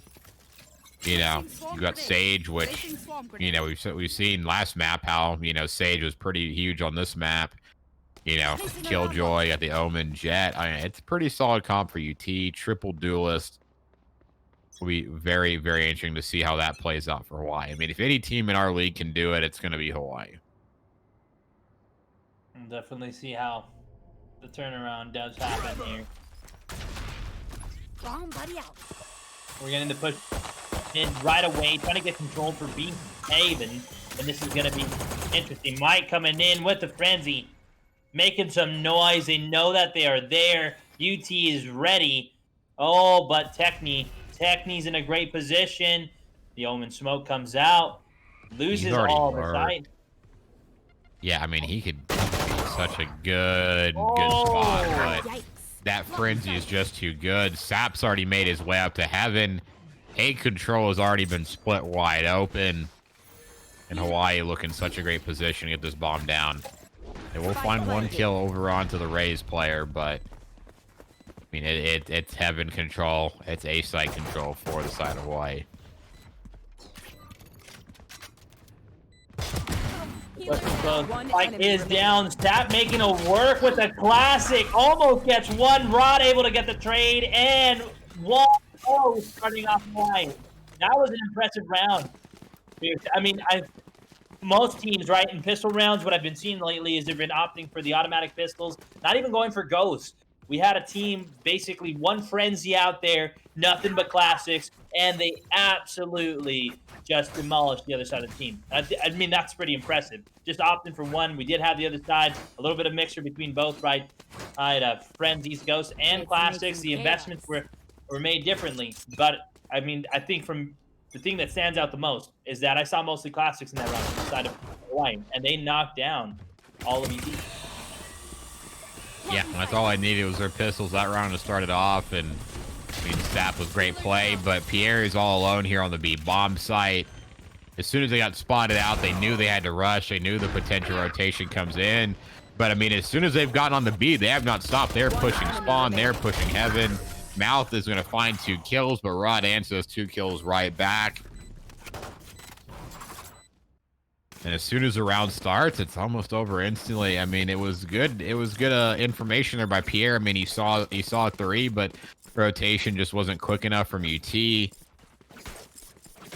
Hawaii reacts perfectly, overloads the site, overloads the spawn, and just roll through them with the SMG. So now they're going to opt to keep them, have a shotgun in hand, and now we'll see UT finally get some firepower on the board. Let's see here how the tides will change. The wall coming up, allowing them to get the ult orb. Great push. We are seeing Mouth now coming in with the Blade Storm.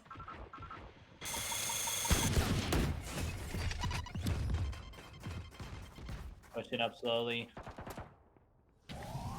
Trying to get everything going for them. Flash is coming out.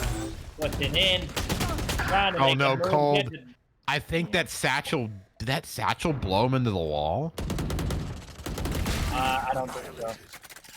Because he was trying to jump out. He might have just ran into the wall and got stuck. Unfortunate for Cold. Last player Not standing. able to get out of there. Could have been a big help to his team in the round, but yeah. As soon as UT gets guns on the board, they make short work. That's just the difficult thing about saving your guns even longer is when they had shotguns, they had more close range guns, and they're really gonna have to work those close range gunfights a bit better. Weren't able to do it. I mean, at least they're able to buy up this round. Doesn't hurt them too much as they did off to save. And it gives UT a round of the board. Mouth instantly getting an op on the board. First time in this, this week so far, we're seeing a Jet pick up an op earlier. I mean, Jets, again, have been super nasty. The op, the first blood potential, just the pressure they put on the map, and Mouth opting to pick one up early. Op is coming out. Pressure is in. We're going to see 2 Jets cross the line. Can he get the kill? Able to get one. Sap does fall. Mikey falls as well, leaving it at a 3v5. It's only left the 3 standing players for the side of Hawaii. Kimchi getting the leverage over the wall.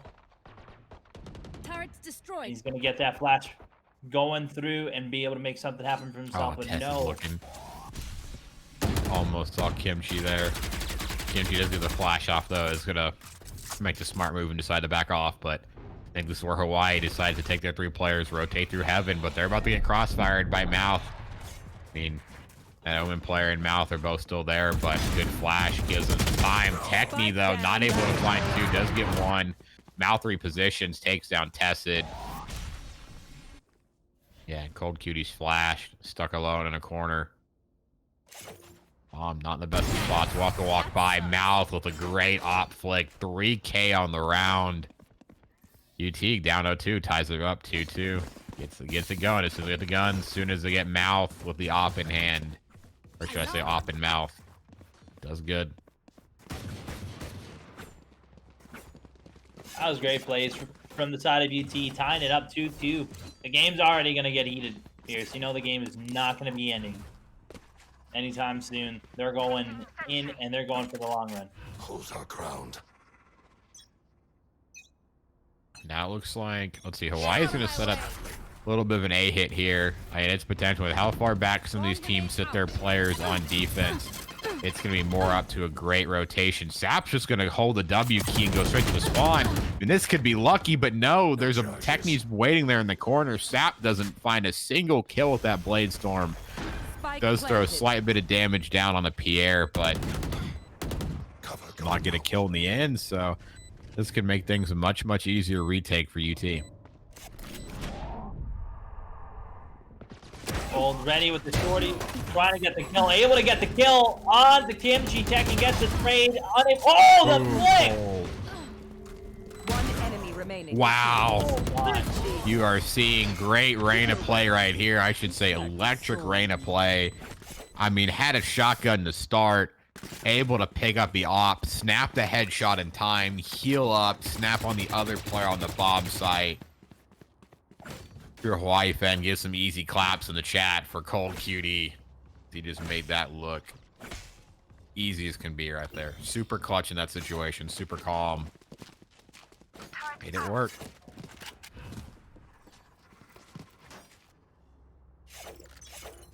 That was great gameplay. The flicks, everything coming out of them. Just been great. We're going to see the pushes coming over towards B. Gonna see players 6 and 9, which is Raze and Omen, but Omen did just back up. Now the spike is down mid. Looks like they're gonna try to transfer it over towards B. Pierre, though, ready with the judge. And Cold in a great position to get at least the first blood.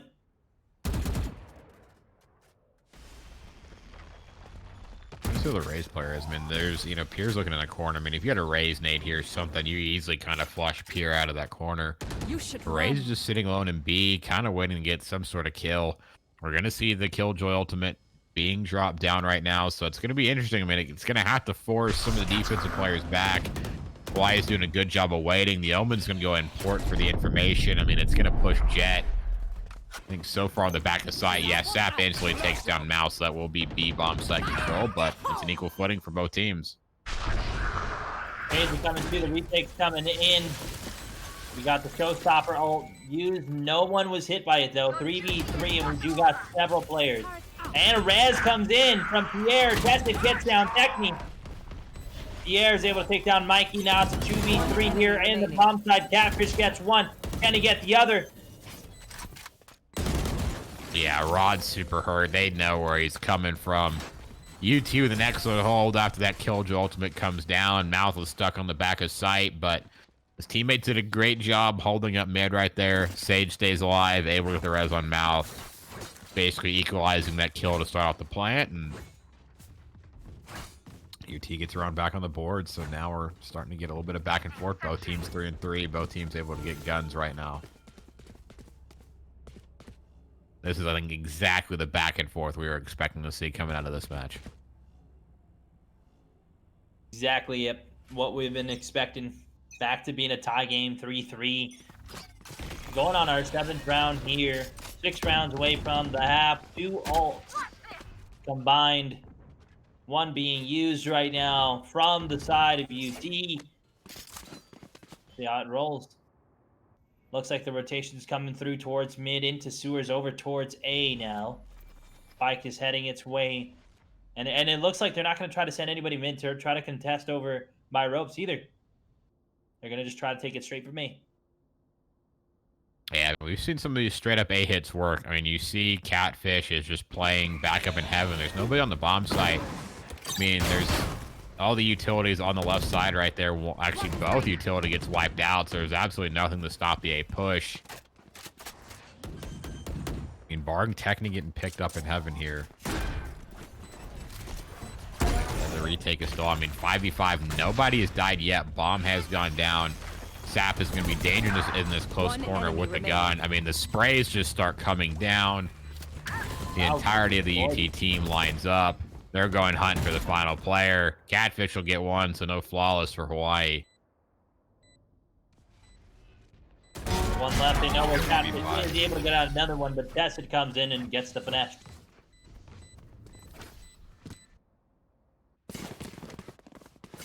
Yeah, good round by Hawaii. And sometimes you just it's good to brute force the sites, right? I mean, last game we saw from UCSD, and they won a lot of their offensive rounds by just brute forcing A. You know, went B a couple times, mostly hit A, and it worked. And I mean, this round you're seeing the lone Sentinel player just sits back at A. You know, sometimes in this case able to see A long. You know, sometimes just able to sit back towards heaven, and they just brute force it, took it over, and you know, UT ended up all funneling through one choke point. They sprayed them all down. So Good take by Hawaii, but they're gonna look to swap up this round and try to go towards B. Pierre and Kimchi fall to the hands of Mikey and Gold. Mouth knows where one is, able to get him real hurt. One shot, he is left. They know that the push is coming in, and that's a really great secure. Did you see all the red markers just all on towards B? Great control from the side of Hawaii. Yeah, I mean, as soon as they got those 2 kills when they flooded up their mid, the 2 players from UT that were sitting up in the heavens, backed off. I mean, it is looking clinical right now for Hawaii. I mean, they won their opening first bloods. I mean, Mikey getting that pick. Be faster. Oh my! But Mouth though gets 2. I mean, he's making this dangerous. I mean, we have yet to see a 1v5 clutch, but some of these players getting these 2 kills in these 1v5 situations are starting to make me think there's a little bit of potential right here. But yeah, we have not seen I don't think we've quite seen a 1v5 yet. But maybe one match we will. But yeah, I mean, Hawaii did a great job with opening first bloods. They took map control off of that, got onto the B bomb site, traded out efficiently. Great by Hawaii. So now their team's starting to get a very, very slim breakaway. Only 5-3, only couple rounds in between, but just looking a bit better here overall in this match. Fish ready with the Bucky. Can he get one? No, Sap's able to pick down Catfish, getting another first blood for the side of Hawaii. Pushes are coming through. The B control is there, but Pierre's in a perfect position. Will they see him? I think he got the punch. Mikey did see him, gets the kill. And now it's a 3v5 before our Ice Spears. Yeah, Mikey's gonna go ahead and find Technique. Sap just turns a corner, finds Mouth. Mikey finds another one. Yeah, Hawaii is just lighting up right now. They're finding the kills at every corner. Winning the gunfights individually. And so yeah, here's where the breakaway is. 6-3, only 3 rounds left in the half. So far, funny, both sides. Offense so far seems to be prevailing. I think teams have definitely done a better job of figuring out this map and how to attack on it.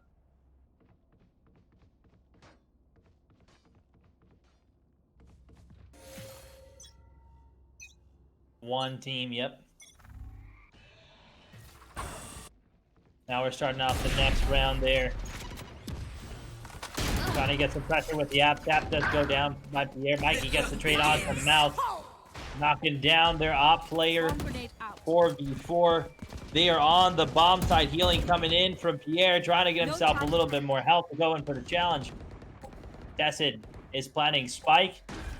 We should be seeing a bloodbath here, too. You should run. Yeah, I mean, they got a Killjoy ultimate in hand. Yeah, they're going to go ahead and pop that. So, I mean, if UT wants to win this, they're going to have to pop out quickly. You've already seen Catfish get 1 kill, take a bit more of an aggressive, positioning, but the other 2 players are going to have to back off into their spawn. It's still a 3v3. They've got the good angles to hold. I mean, so far with how Hawaii's been playing, they'll be able to trade out efficiently. Yeah, Mikey's going to go and spray down both players. Cold peeks out at just the right time. Hawaii was tied at 3-3, but they found themselves 4 rounds in a row, 7-3. The breakaway continues for Hawaii. This is huge momentum for the side of Hawaii, and absolutely dominance by them. I know that from right now, when we saw that first weekend with Hawaii, UT, Texas A&M, UT wasn't nothing to mess with. They rolled most of their matches. They've even beat Texas A&M, putting themselves in the semifinals against Hawaii.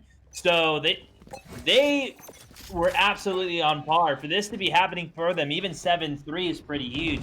I don't think we've seen a lead change like this for this team. UT coming in here was supposed to be the contesting point, right? The goad for the Ox, and the Ox being Hawaii. But I mean, they're not doing much. They're just rolling right through them.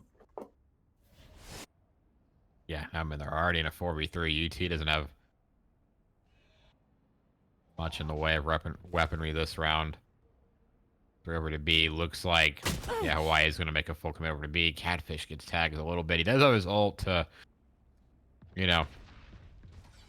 maybe stop any sort of push. There is a res from the Sage. I mean, if she gets in a good position to res, which she will, Gets Techni, so equalizes it back into 3v3 after the trades come in, but that position given up will allow Hawaii to get on the bomb site. Now it's a 2v2 thanks to Cold. Bomb will go down. Both Omens do have their ultimates. Most likely won't see him this round.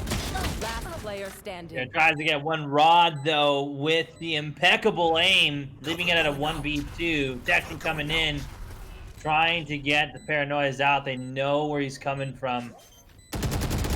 Taking it out. Shots are coming in. Can he do this 1v1? No, Cold is ready! My goodness, drops him. 8-3. Last round in the half. In no matter the ultimate, no matter the res coming in from Pierre, no matter how many kills they're able to get, I mean, Hawaii just trades back efficiently. 2v3 situation, clutches it out good. I mean, this is the final round before the half, 8-3. Yeah, Hawaii's just broken away 5 rounds in a row. Clean offensive round, clutch kills, clutch individual plays. Hawaii really looking like that team that is 3-0 right now. Absolutely great. Trades go in. Cold able to take down Mouth 4v4. A is working out for them. Pierce, they've been able to get the spike down every single time. And they've been working it pretty well.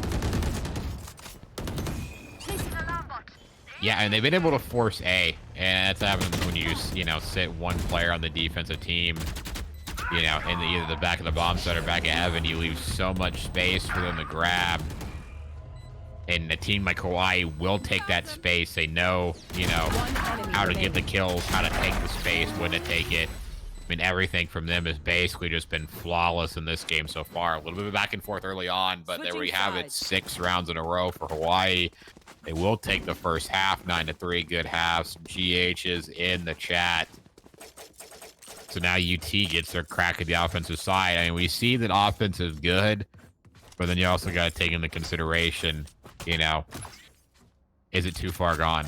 Does UT have too much to climb back from? We saw 10-2 last half. Purdue started to make the comeback, but I think that lead they had against them was just too much in the end. Too much, but it's been an impressive lead, Pierce. It's been a dominant lead from the side of Hawaii, and it's kind of astonishing because I was really expecting that finals match where it was back to back to back, 14. It was 15-13, 10.5. We went into overtime. It was back to back to back. Hawaii taking it at overtime. Oh my goodness! 3 for Mike. Oh, is Mikey just gonna get the knife on the kimchi? What? Where were their shots? The man is a savage. Broadcaster, stay on the Mikey, man. He gets a 3-piece with the ghost. Runs right at Mr. Kimchi. Slices that kimchi up and gets a 4K on the round. I mean, is it too far gone? It might just be at this point when you win this pistol round. And if you gain any sort of momentum onto this, funny, we might just see a potential, something like a 13-3, a 13-5 rage out of Hawaii, which, I thought this match was going to be a slugfest, not more leaning this way. I mean, Hawaii just really showing how good they are. And if Cole peeks out right here, he's stuck in the corner. Still able to get 2. No way is he going to get out of this. Oh my goodness. He ran out, gets the heal. It's going to be a flawless, ladies and gentlemen. Oh no! Mouth ruins it for them. But that was still phenomenal, Pierce. And if UT loses this is going to be a devastating loss. Yeah, I had a 13-3 on split. That is rough. And everything, that could go wrong for UT. Honestly, right now, Funny, it looks like it is going wrong. I mean, Cold, to me right there, looked dead to rights. Dead to absolute rights. Walks out. Double spray with the shotgun. Gets out of there at the arena. Hawaii are just playing too good right now. Mikey getting a little bit aggressive on that A side. Sap's hearing him walk away. Will he be able to get any sort of sneak play right here? Those the alarm bots there probably can't push it. Techni finds tested, so as soon as UT gets a bye, this could be a big round for them. They're up 5-3. a man advantage. First man advantage it goes to the Spike side of UT in a while. It's been a minute, but here we have Rod coming over towards the B site, trying to make something happen. Gets a kill onto Techni, putting at a 4v3 now. Cold coming in with a judge, can't even make it happen. Oh, no. The back of the captain, it's all up to Rod, goes down 4-11. UT trying to make some type of fight happen. Cold's movement is very smooth. I mean, I saw the way he was bunny hopping, trying to get behind, you know, that wall. I mean, as much of a bunny hop as you can do anymore in these tactical shooters. But, Placing sentry. you know, if that player wasn't sitting under heaven, I mean, he might have snuck right up and got a potential 2 to 3 piece. But whoever that player that was sitting under heaven, excellent job. Basically secured that round in the bag for UT, and, you know, now gives them a way back into this. 11-4 now, ladies and gentlemen. UT trying to fight their hearts out. Still doing their best. Yeah, and now Hawaii's on the backup. Now UT is the one that is, you know, getting the opportunity. As soon as they have the guns, they're brute forcing the bomb sites. Just like we said, you know, teams are brute forcing A. They're making their way on. Sap up, drafts up, gets one with a Bucky. These shotguns right now are just wreaking havoc as Hawaii is trying to retake the bomb site. Cold does find a gun, sprays down mouth.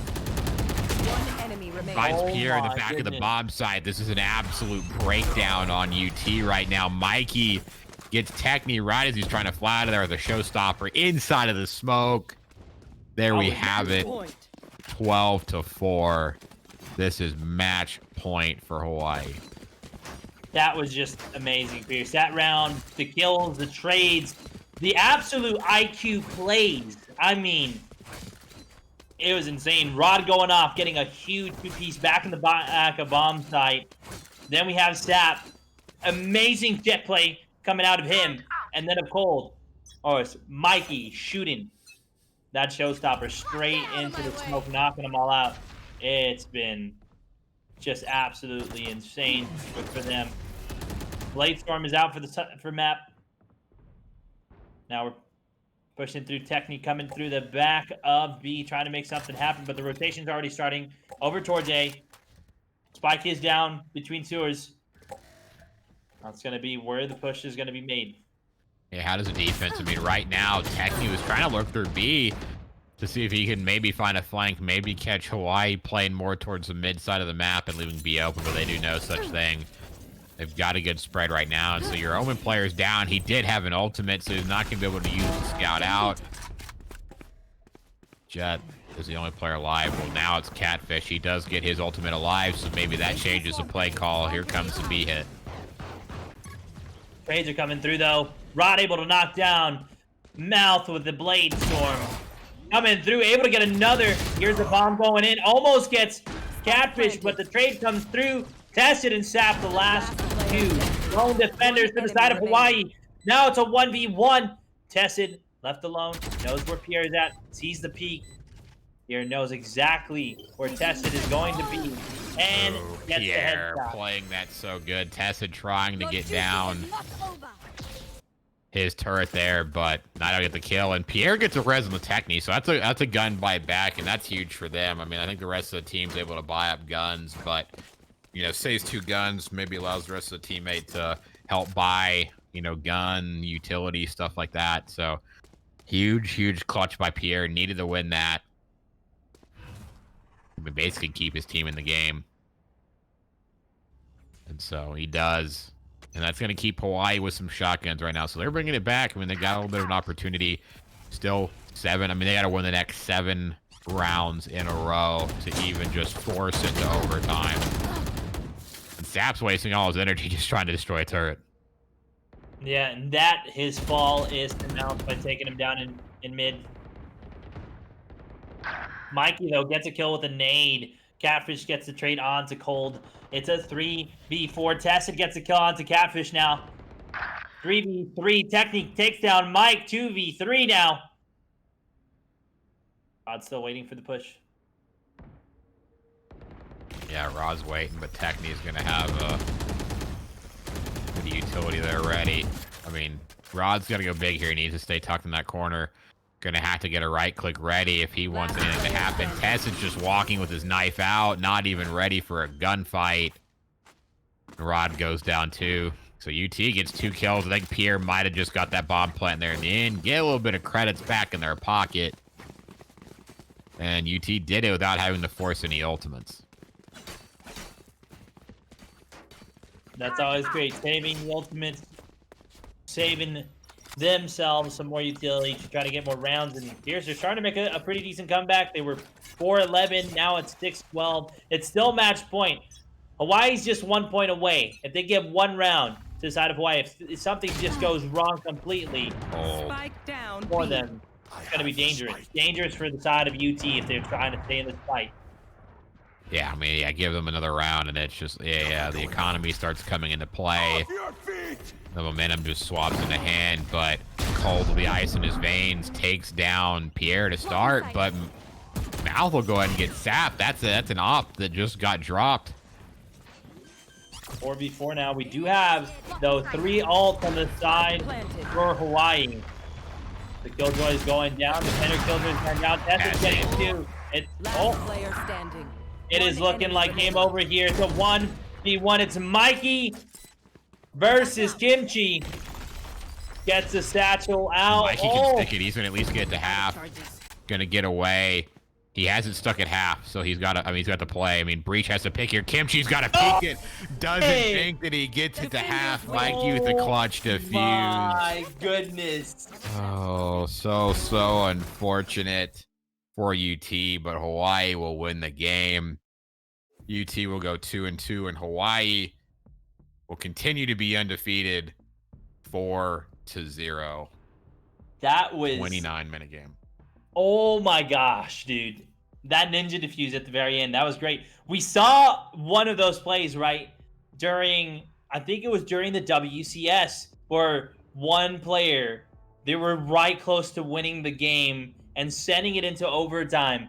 But if it was the Breach ultimate that knocked them off. So that's what I thought we were going to see there for a little bit. But it didn't end up happening the way that Kimchi was anticipating it. And then we had the spike defuse. So that was absolutely great gameplay. Great job from both sides. UT, Austin, and Hawaii. Hawaii exerting their dominance. I mean, everybody just capping. Completely destroying. Like, no cap. Capping everybody. More to be specifics. But, I mean, that was phenomenal, Beers. That was phenomenal Valorant gameplay. Yeah, and that was clinical again. Another, team that starts on the offense, starts strong, and wins the game.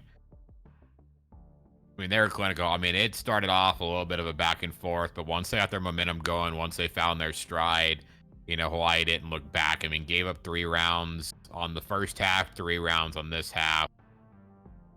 They just played a solid game. Cold 18-11, exactly what we expect out of Cold. Mikey 18-12. 1 defuse, clutch defuse to win the game there in the end. Tested, Rod, everybody else doing good. Not a standout game from Sap. Did get 5 first blood, so had some huge impact, but not the crazy game we saw him have last week. But it's good when your other teammates and players can step it up. So yeah, Hawaii goes 4-0, and this is where we get to the point where who can take him down. I mean, I go back, look at the schedule. I mean, week 1, they beat San Jose. San Jose just found out today they've got a player that's ranked 9 in the top 500 leaderboards for Radiant. Week 2, they take down UCSD. Week 3, they take down Purdue, and now they take down UT. So it's just they're on a train, they're on a roll at this point, and who can stop them? Yeah. It's a question now on everybody's mind. Who's going to be the contender? I thought definitely UT. I thought this would be a closer game, to be honest. At least double digits for both teams in the scoreboard. But obviously it's 6-13. And I mean, there was a lot of unfortunate things that did happen for the side of UT. But I mean, dominant gameplay by Hawaii. So that is the question. Who in this league has the power to come against such a brick wall like Hawaii, stopping everything in their tracks and absolutely demolishing them. So, I mean, you guys got to stay tuned in for the next week's CVL just to see, will Hawaii go undefeated or will they find their Achilles heel? Who knows? But in the midst of that, guys, don't go anywhere as we are going to be going to a 5-minute break here for the final match of the night. And it's going to be another great one.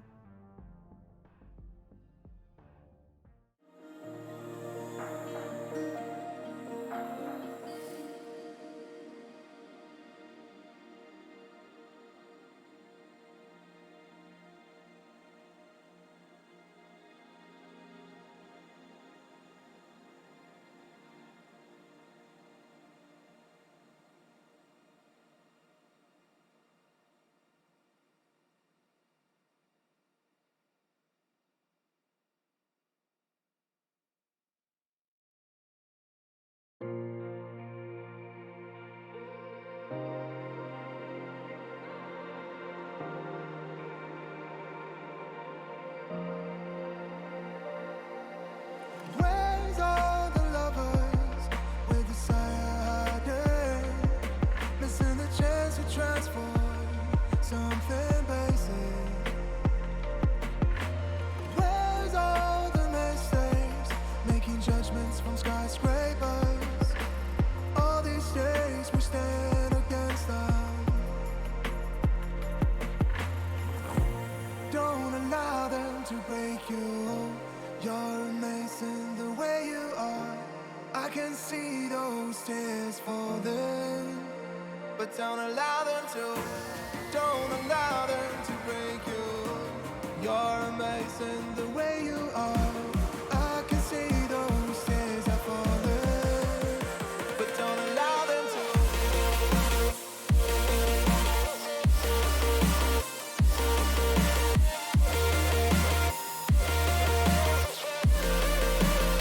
But don't allow them to.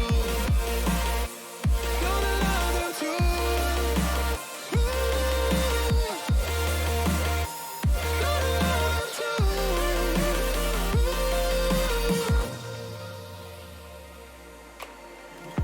I fear the teardrops may get caught within the downpour. Yet there's never help without relief. Where's all the champions giving out their speeches? All these days thought of the least. Don't allow them to break you. You're amazing the way you are. I can see those tears falling, but don't allow them to. Don't allow them to break you. You're amazing the way you are. I can see those tears are falling, but don't allow them to.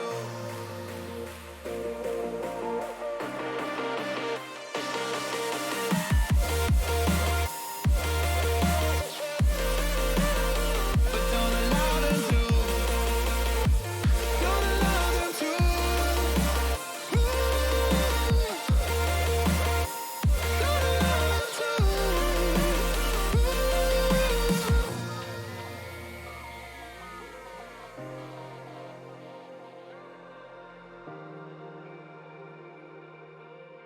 Don't allow them to. Welcome back, you filthy Valorant casuals, to week 4 of the Collegiate Valorant League, hosted by the Gamers EDU, hosted by me. I am your part-time host slash full-time bottom praggin, Reina Main Queen B. We have one last and final match for the night for you guys between UC Davis versus SJSU. This is going to be a big one, but before we do get into it, I did want to give a huge extra special shout out to MSI, our title sponsor. If you type !giveaway in chat right now, you get a chance to enter. You will get a chance to enter into the giveaway for a GF65 MSI laptop. The raffle ends March 23rd, so make sure you are not waiting on this and make sure you're entering right away so you don't miss your chance to win.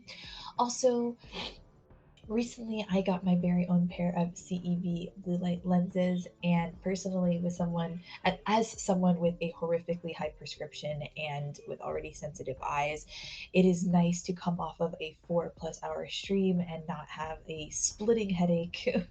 It's really nice to also care about my own eye health while pursuing this hobby that I love so much too.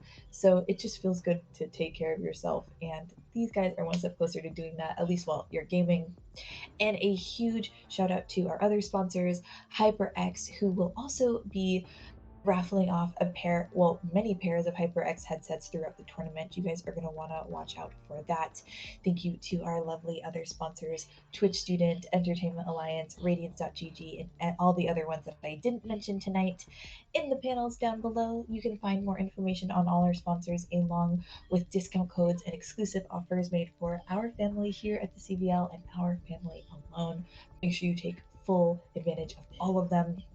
Down below, you will also find all of our socials for the Gamers EDU. Make sure to join the Discord, follow us on Instagram and Twitter so we can remind you guys when your favorite teams are playing, because it's a lot of teams, it's a lot of matches, and it's a lot. So let us do that for you guys. Also, we got new emotes. I don't know if you guys checked them out. They're pretty darn cute, and we love them a lot. So we hope you guys love them as much as we do. And now, before I pass it over to your casters for the evening for one last final time for the night, Funny Man and Muted, and before I send you guys on that quick commercial break we always do before a match, I do have to do the shameless self-promo thing.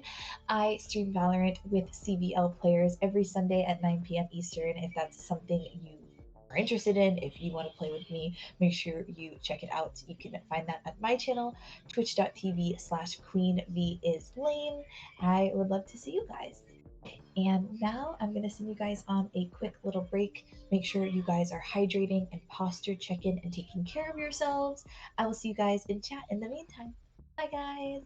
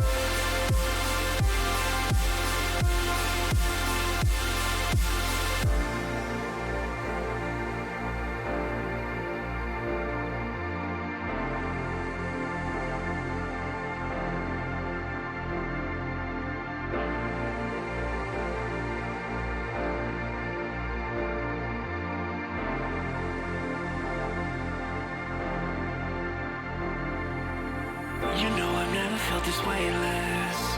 If anything, it's you that caused this. When I keep falling through my heart cracks, it's you that turns around this whole mess. I try to fight my way through darkness. If anything, it's you that stopped this. When I'm surrounded by the heartless, it's you that turns around this whole mess.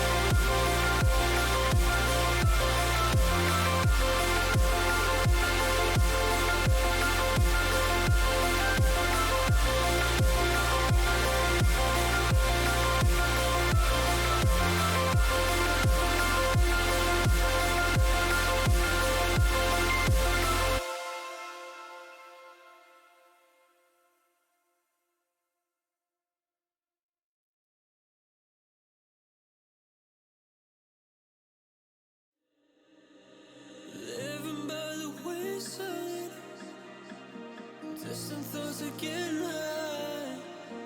Head feels heavy and I'm blurry. That's all I know. The pace feels fast. I need it. Without you here, I feel so alone. Energy still depleted. Trying to find a glimmer of hope. Will you look into my eyes and tell me it'll be alright?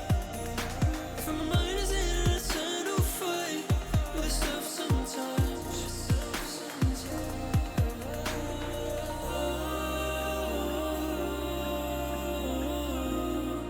I wonder where you are tonight.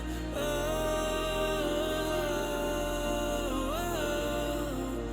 wonder where you are tonight. When the demons hold us so tight. I wonder where you are tonight.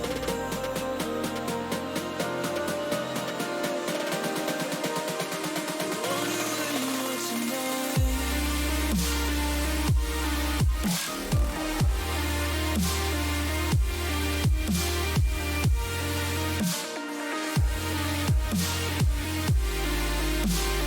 Wonder where you are tonight.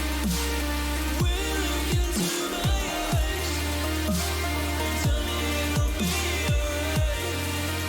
For my mind's in an eternal fight. Wonder where you are tonight.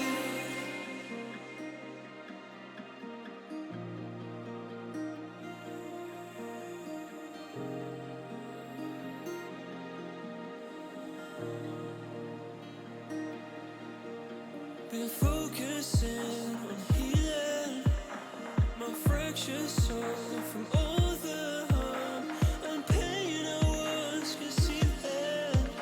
But the storm has come before the calm. Will you look into my eyes and tell me it'll be alright? For my mind is in an eternal fight with stuff sometimes. Oh,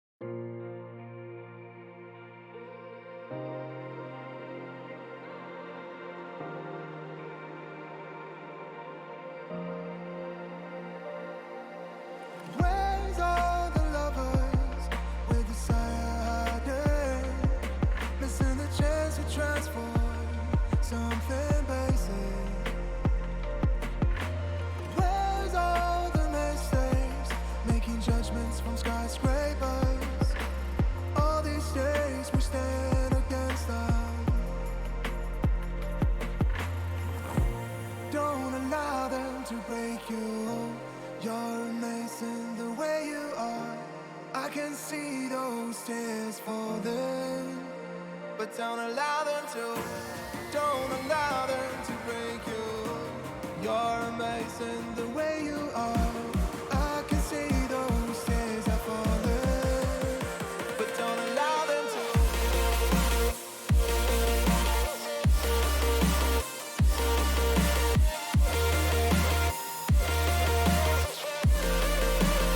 But don't allow them to. Don't allow them to.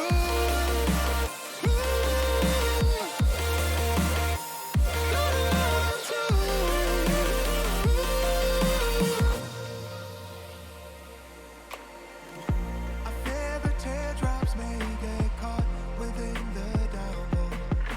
Yet there's never help without relief. Where's all the champions giving out their speeches? All these days start of the least. Don't allow them to break you.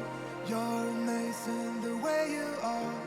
I can see those tears falling, but don't allow them to.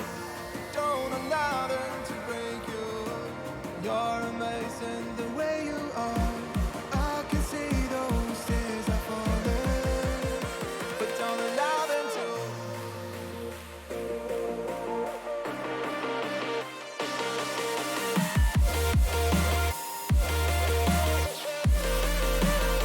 But don't allow them to. Don't allow them to. Don't allow them to.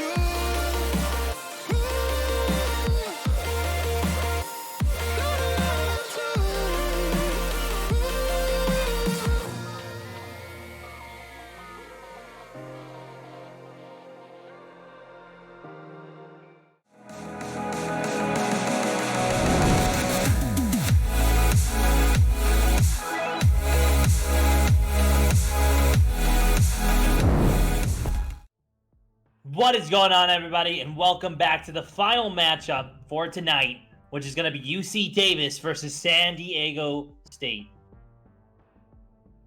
This is going to be an incredible one. I mean, everybody's got lines on themselves to win. I think both teams, right, Pierce, are 2-1 at the moment. So this is either the difference between being 3-1 or 2-2. And that's, again, as we've been talking about all about tonight, standings now matter. We're 4 weeks in, and there's only 9 weeks left. I mean, there's only 9 weeks each, so 5 weeks left for the entire league. Yeah, SDSU, they lost to Purdue. They beat UT. They beat ASU. So they've had a good streak so far, 2 in a row. UC Davis lost to ASU week 1, lost to San Jose week 2, and picked up a clutch win on CSUN. So yeah, they're 1-2. Yeah, well, San Diego State's 2-1. So both teams still within a game with each other. Yeah, should mention the team. I mean, you know, San Diego State. I mean, the team we had to see pretty much all last season. You know what they're capable of. I think we commentated their match last week against ASU, and I think that was a pretty solid game. I think it was actually pretty more in the one-sidedness of San Diego State. UC Davis is actually no, they lost, or no, they won last week against CSUN. And CSUN was an undefeated team, so both teams impressive victories last week. They bring it on the split. And so far, both attacking teams have started off great. I mean, we had one that went, I think, 10-2, and last match was what, 9-3. I think it was 9-3. So we had 10-2, 9-3. So both attacking teams have done good going on in the game. So, I mean, if the trend continues, San Diego State wins, but then sometimes we get to that third and final match of the night, and the trend completely breaks, and things go the opposite. I think like first week we commentated on Haven, both defensive teams won, and then last time it was the attacking team that won. So this match is definitely up in the air. Yeah, it's good. Who knows who it could be, but I don't know. I feel like San Diego's got all to prove right now. UC Davis is going to give them a fight for their life, though. I mean, we've seen UC Davis go in and absolutely make a difference. So it's going to be It's going to be a wild one here. Starting it off on split. Going into the agent select, it's going to be interesting to see what type of comps we get. Yeah, I mean, so far we've seen Sages in back-to-back games. You know, the last game it was a very, very different swap up. I mean, we saw, you know, triple duelists on the side of, I think it was Hawaii. And then we saw only a single duelist for the side of UT. Triple duelist ended up winning the day. Now, SDSU already locking in their comp instantly. Got a double duelist, but instead we're getting a breach, Killjoy Omen. So pretty standard overall, except we're going to get a breach instead. Breach will go onto the side of the defense as well. UC Davis. See what else they're trying to hover. You're always getting hovered, but nobody's super new yet getting picked. I mean, we've seen Sky like one time.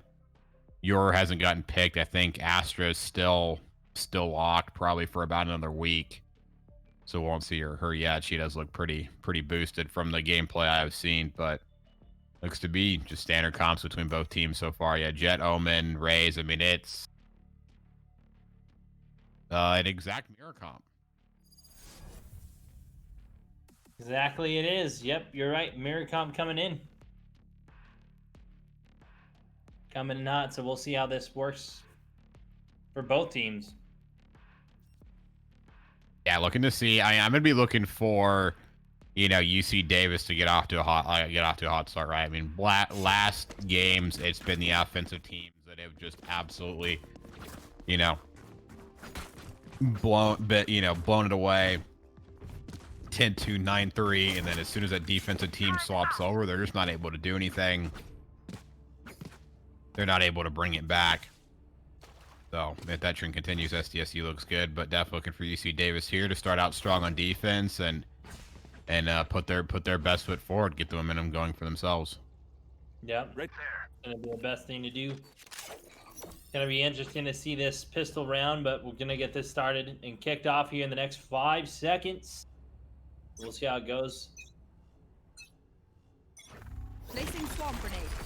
Ability being already used off the rip. They're really stopping that B push. From the side of San Diego, base is ready. Clicks ahead of Durag. Eclipse gets the trade onto the family friend. And the Marius goes down. Eclipse is holding well. Yeah, Swapify and crew push off Brace. They know where one's at. Yeah, and they attacking players, Swapify and the Raze players swarmed through mid, you know, very well, took down Brace. Smurf Sickles, though, able to take down Jin. One enemy remaining. This is going to get headshotted. GDP gets a headshot on him. 3v1 situation. And looks like, again, the attacking team will start from the best foot. As C16's in a 1v3. Should get tagged down instantly. Swapify takes him down. There we go. SDSU, the first round on the board. Great to see. Great to see. Starting off pretty good. Eclipse and Swapify with those 2 kills. GDP, of course, coming up with 1. Smurf embraced also right down the top of the leaderboards for the side of UC Davis. Starting off pretty strong. We're seeing the investments. Bucky's coming out. We got a couple Spectre and Ghost still staying for the side of SDSU. So we'll see the next push, but it looks like they're transferring over towards A now, Pierce. They did heavy over towards B now. The A push is going to come, and let's see if they're just as successful as they were over towards B. Yeah, offensive teams are always, you know, looking to swap it up and keep the defensive guessing, and C16 there, get the perfect paint shell in the corner. Should do some heavy damage. Actually will go ahead and take down Jen. So this swap over to A could get messy. Rag gets the kill on to NPC. 4v4 now. Man advantage is now even. They know exactly where a few are. C16 taking down Supply with the Bucky. Durag, though, able to get 1 kill. Tries to get another. Brace gets him down. 2v3 now. San Diego with the man down advantage. DDP rotation comes through. Spike should be planted over by B site. Oh my god, GDP's able to get bombed down. A good split. I mean, they hung back. They weren't, you know, fully committed to the A push. I mean, they're able to get bomb planted and up in the spawns. I mean, Eclipse is in such a good spot to stop the enemy rotators. remaining. Gonna peek back and Ooh. completely dome Smurfsicles. And now C16 is alone on the other opposite side with only a Bucky and Classic in hand. And there's gonna be no way for him to be able to take this down. Yeah, first Nanoswarm is gonna come out. There's gonna be another one that's gonna be right on the bomb. It's gonna get popped too. C16 is gonna get tagged down. He's gonna go ahead and YOLO it. Wait, it didn't kill him. He's only at 7 HP. Did he glitch or something? Did he start to lag? Because it looks like he got to half and then just stopped diffusing. I think he might have timed out. So we might see actually timeout coming in soon. Yeah, I saw what you were seeing. It doesn't make any sense. It might have just been a spectator glitch because everyone seems to be moving. Nobody's typing in chat. So I mean that was a little bit close. I mean if it was a glitch, I mean he was just an inch away from getting that defuse. I mean, great YOLO call by him. I mean only that he's left with 7 HP. I mean, one more tick and he is most certainly dead, but they checked the bomb in time. Good 2v3 from the side of San Diego. All hands on deck over to A, but there's 2 players. They're ready for it. They're getting ready. NPC starting it off with a kill. The trades are coming through, though. It's a 1v4 before our eyes. You know where the last player's at. Durag is top haven over towards A. Various coming through. And they're going for the hunt. The hunt has begun.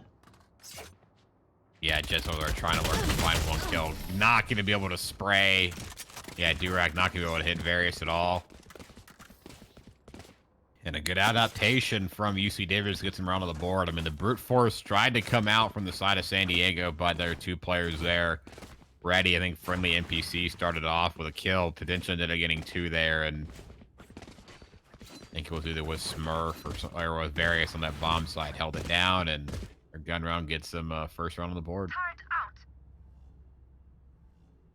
I'll show you. First scary round ones. now, 2v1. Great job from the side of UC Davis, taking charge that round. Initiated. Now the push is going to come over towards B. We're seeing Eclipse put down the attacking Killjoy. Various ready for a flash.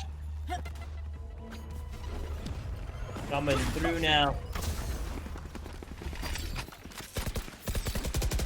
Should be seeing some great control coming from San Diego over towards B. Durag gets the first kill onto Various. C16 getting the trade. One enemy remaining. Verticals and oh my goodness, NPC getting a giant 2K. Now it's a 1v4 once again, Pierce. Yeah, bomb's already going down. GDP's going to try to rotate in. Not going to happen. The friendly NPC got a nice double spray right there. Dragged the crosshair down perfectly. Spray transfer gets a headshot. And so it was 2 rounds up. For the side of San Diego State, UC Davis brings it right back. Defensive team starting it in hand. Various might be 1-3, but already 6 assists, helping his teammates out. They're going to be able to keep the guns. Brace it already at 6,100 creds in the bank. Couple players almost at 5,000 in the bank. And San Diego State doesn't have guns. So this is looking real good for a defensive team right now. I mean, they're playing solid on playing a bit more coordinated. And they're playing, making the reads a little bit better. And they're not letting, San Diego State just brute force these bomb sites. They are not. That was a great paranoia from GDP. It's saving his life, honestly. C16, though, pushing that hard flank right now. NPC getting another kill. The man has been on a heater. Putting it at a 5v4. Man advantage again goes to the side of UC Davis. This round could potentially go over to their hand again. But Durag is there, taking down Various once again. Jin throwing the nade. They know where the spike is, and they need to grab it. Smurfsicle is getting the kill out to stop fly.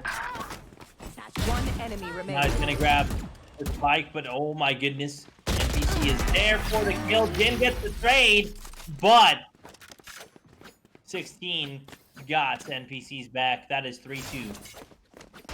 Yeah, bomb carrier got separated from his team, gets taken down. 2 players ended up camping bomb in the end. I mean, he got 3 players from San Diego that made it onto the site, but when you got bomb left behind and there's already 2 defensive players waiting on it, it's hard to rotate back and get to it, especially with how well UC Davis is doing on the trade, so now it's 3 rounds in a row for them. Get a couple ults on the board. Economy continues to stay solid.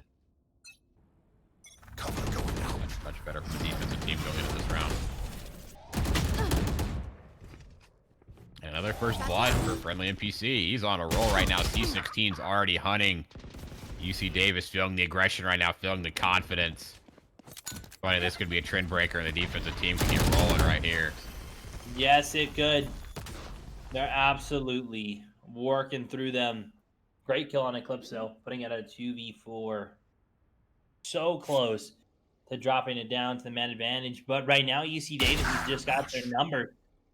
One tap by DDP. Another putting it at a 2v2, evening out the man advantage. First time in these past 3 rounds have gone to the side of UC Davis. Clips pushing up. Danny Peak is left. For a second, honestly, I thought that red player was not his buddy. So now, and pushing up. Gonna be huge. They know There's gets shut down. It's a 1v1. Yeah, and Brace was ready for him. Yeah, there wasn't enough time left on the clock. Eclipse had to try to run for the bomb and get that planted. Just easy plays there for Brace.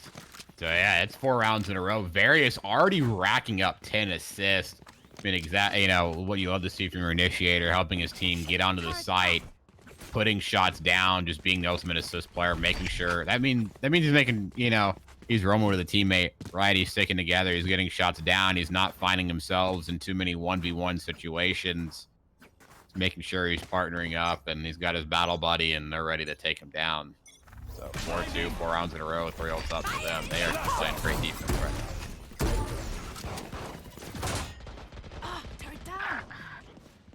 Found them.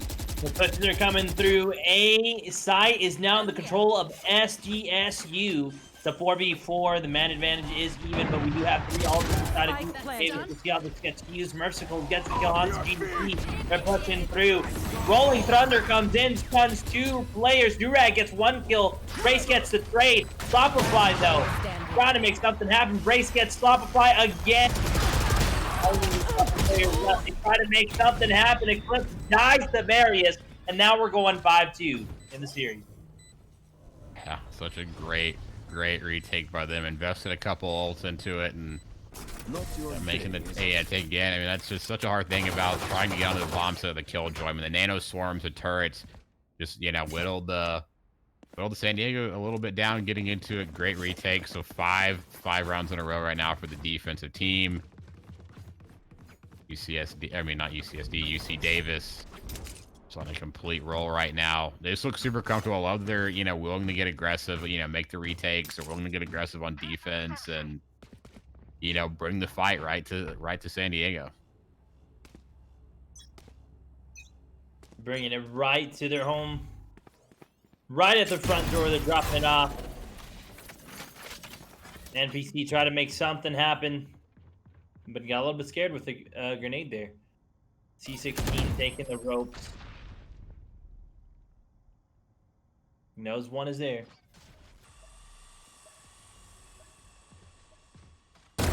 Friendly NPC. Oh man, the Jet player able to get some of the op. Gonna get flashed out. Smart to get away. He's got teammates right near him. C16 gets out there, instantly domes Durag. The woes just continue right now for the side of San Diego. You should run. It's now a 3v4. They're closing down the man advantage. The attacker Killjoy does go down, but I don't think that's going to be enough to push into B. We do have Ullman player looking straight at the push there, right across. Various in a great position, trying to get a kill. Shopify gets the kill, and then Jin knocks down Brace, and now it's a 3v2. Left. The exchange of hands just happened here as spike planted. They take the man advantage and get the spike planted. Yeah, Smercicle's domes one with the op. He's gonna be ready for Jen. Almost gets the second kill. He's gonna back up. Wait for Smercicle's there. Smercicle's not able to trade one. NPC 3K on the round. No Slopify is in the area. Slopify just gonna stay in the corner. Sit there. How long will it take for friendly NPC to find him out? No, Slopify's got it pre-aimed. Good headshot by Slopify. Equals NPC's 3K on the round and gets a round back on the board for San Diego.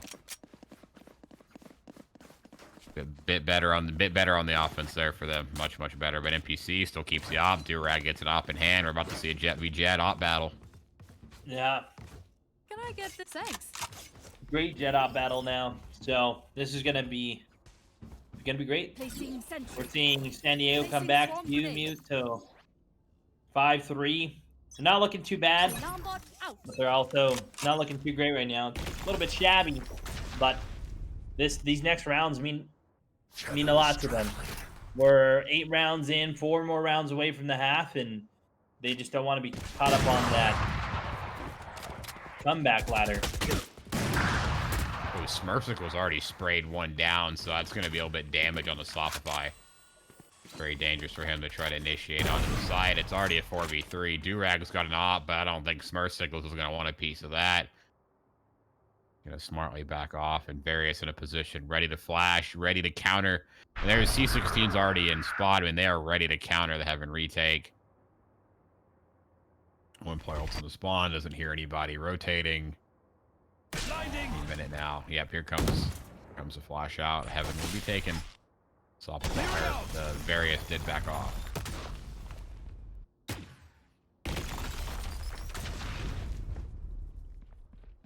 Battle of the Breaches, ladies and gentlemen. 3v4. Just seems that lately this series, 30 seconds left. San Diego's caught themselves always having a demand disadvantage. Merciful kind of gets something through the smoke, knows where one is, gets Jin. Now it's a 2v4. Spike planted. Placing swarm grenade.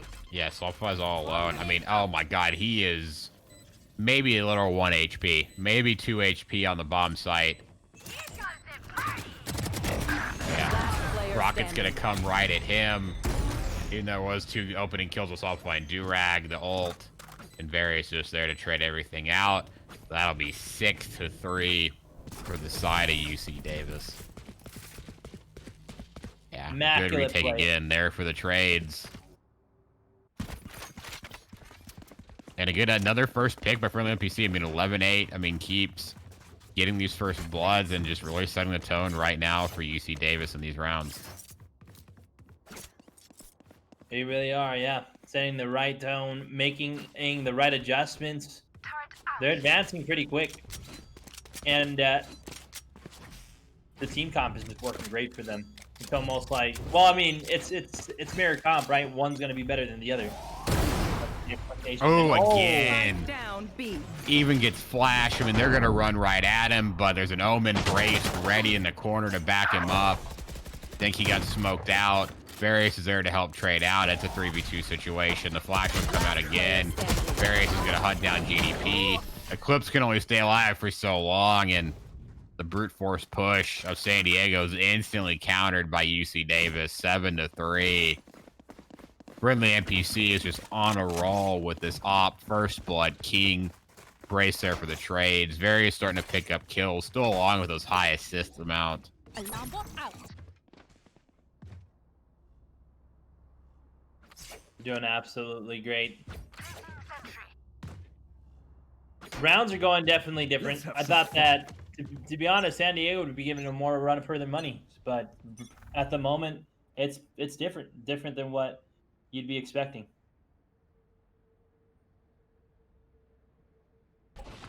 Oh god, Brace. Looked like he was ready to line up 4 people up there. I mean, Slopify is ready to flash out, but I mean, if they line up, this could be deadly. I mean, Brace could spray down, probably ends up firing a little bit too early. Will tag up. Actually, even the Rays player as well, so probably does everything he needs to in the end. One Trying to get the kill. Smurf sprays down 2. Smurf sprays down 3. Sprays down 4.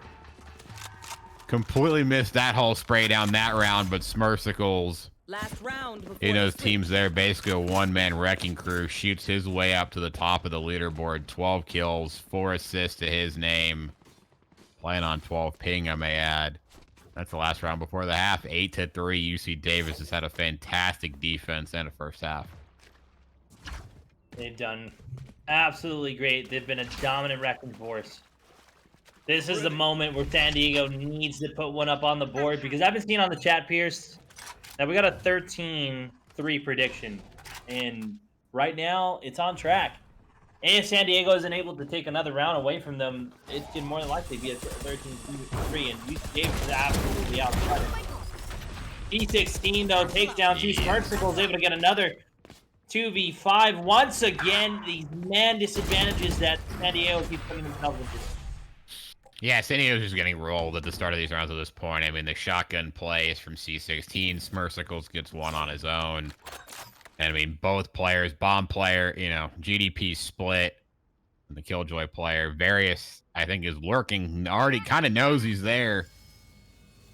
Even the defensive Killjoy ultimate is coming out, making sure that GDP will get to stand there a few seconds longer than he was probably planning to. Found them. Pins Eclipse in that corner, too.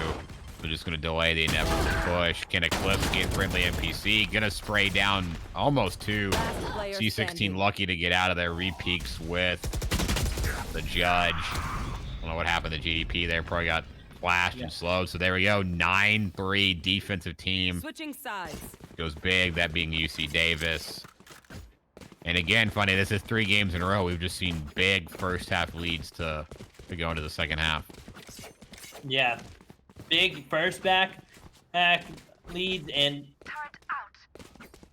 we've seen a comeback like progress, but I don't think that tonight's going to be those comebacks that do progress. Right now, I am kind of hoping that San Diego does get one for their own sake, right? Just to build up their confidence. But UC Davis is coming out swinging hard, and they definitely deserve it right now. They're playing phenomenal Valorant gameplay. Their pushes, their strats, everything looks like it's just aligning on their end. And San Diego's back to that portion where we saw them a while back in last season. It's just kind of like no man's land. So hopefully their players can tie it together and able to win the rounds that they need to win, and even start a comeback if that's what they're looking for to stay in the game. Yeah, well, Brace finds Durag in mid. Friendly NPC, though. And spots out Jin there. Crosshair placement looking extra crispy. Gonna go ahead and dive in. Jin's got to run away. Fortunately, gets... Yeah, he didn't get flashed by his own teammate there. There was a bridge play ready to back him up on the bomb site. So, looks like it's going to call rotate over for UC Davis. A looks clear as can be, other than the Killjoy player that is actually now rotating onto the site. We'll see what happens here. I mean, the bomb player will commit, even though the open player's hanging in mid. Bomb player will suck a commit, maybe rotate towards B. I mean, now that his team has Heaven control.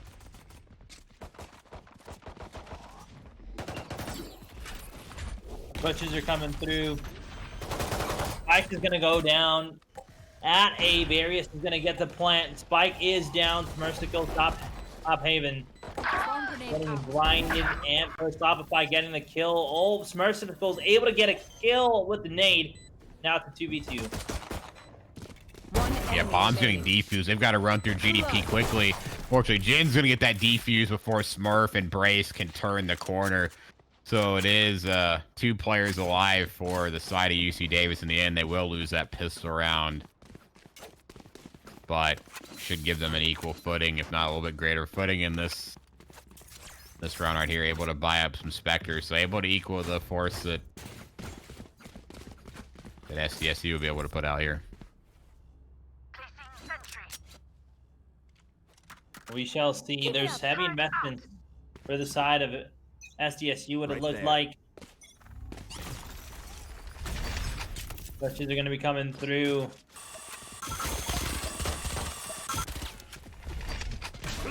Pushes are coming through. Flashes coming in. They're going to need to push and get the kills with all that information that they have. Playing a real passive round, though. The whole team's invested over to the side of B.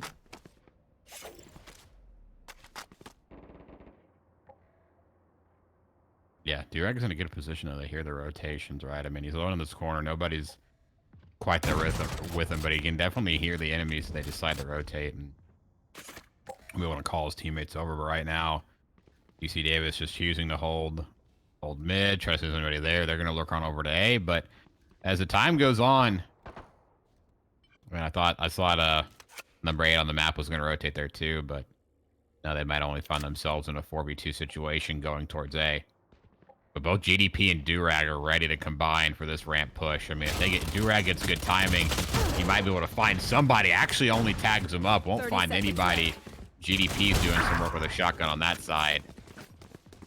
Both GDP and Durag fall though. Guarding over A side, that's pretty bad for the side. Watch number 5 though.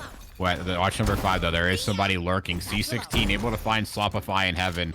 Gonna rotate around to try to help his teammate out. Jin's trying to push on the side with a Spectre. Bray's shotgun is just too good. Jin's tagged down too much.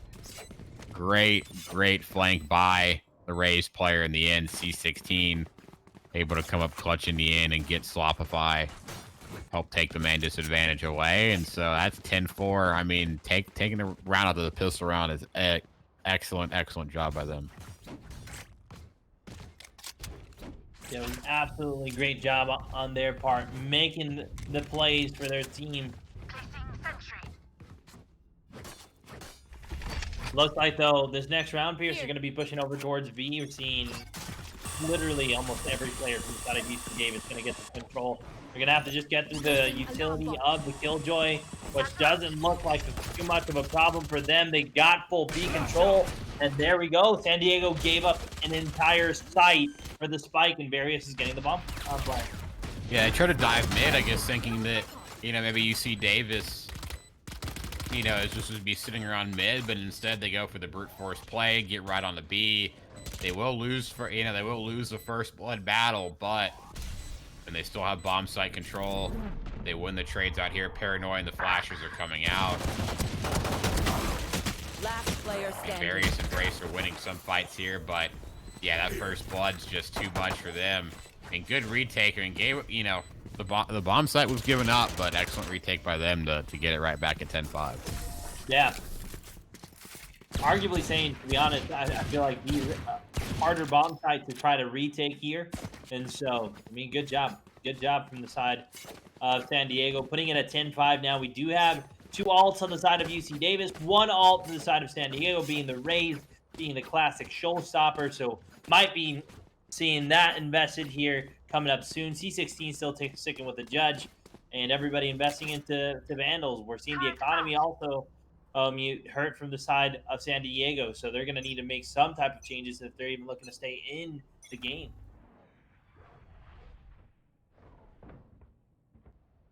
Yeah, I mean, only 5 rounds away, but we've seen the comebacks before. It is very much doable right now, and see how they have to play on defense. I mean, they're playing more towards the ramp side, ready to try to stop this push. GDP and Durag are already lurking, so Various and crew are going to have to be careful. If they don't expect this, I mean, they could get mowed down at any point, but I think Brace was ready for it. How does GDP not get C16 right there? He just stopped shooting at one point. I think he thought he had the kill, but it is not looking like that anymore. 2v5. San Diego finds themselves in this scenario more often than not. Than I like to even mention. Something needs to change on that end.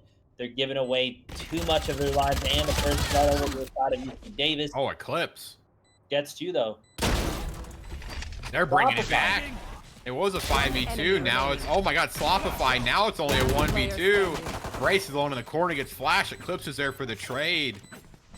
A 2v5 meltdown goes in favor of San Diego State as they'll find their 6th round on the board. Everything looked so right for UC Davis to start that round. And Eclipse and Slopify just hit every shot possible. Don't stop and clutch that round up. That was great to see. That's what we need, though, out of San Diego. More of that. Because they keep getting the first blood, then they combine that first blood. UC Davis is able to take down 2, even 3. I don't know how many times I've said 5v2, 4v2, 4v1, 5v1. So, I mean, in those clutch moments, if we're going to push it a lot to a 5v2 or a 4v2 situation, that's how we need to play it going out if they're trying to get wins. such a clutch. Clip's getting a first blood. So now things are looking better and better for San Diego. Yeah, we see first bloods win the game. Bomb's already got to go down. Now they're trying to figure out their options. GDP finds Smurfsicles. Not too many guns right now for UC Davis. It looks rough, and now this looks like we're going to be going towards a 10-7 for them, and only a 3-round disadvantage for San Diego. Durag's going to find two. Ready to spray the third. Brace, though. Going to get a lucky sheriff shot there. Trying to spray down Jin. Doesn't get it, and there we go. 10-7. Only 3 rounds away. Maybe this is a comeback that Purdue couldn't. The comeback that we need. We saw a couple comebacks trying to start, but this is, I mean, will this be the one that finishes, right, Pierce? As low as they were, 10-7, 3 rounds away from tying it here. It all depends. All depends on how they start executing, but I mean, that was great plays. They finally had the man advantage for the first time, and not just a man advantage. It was a 5v2 at one point, but in the benefits on the side of San Diego.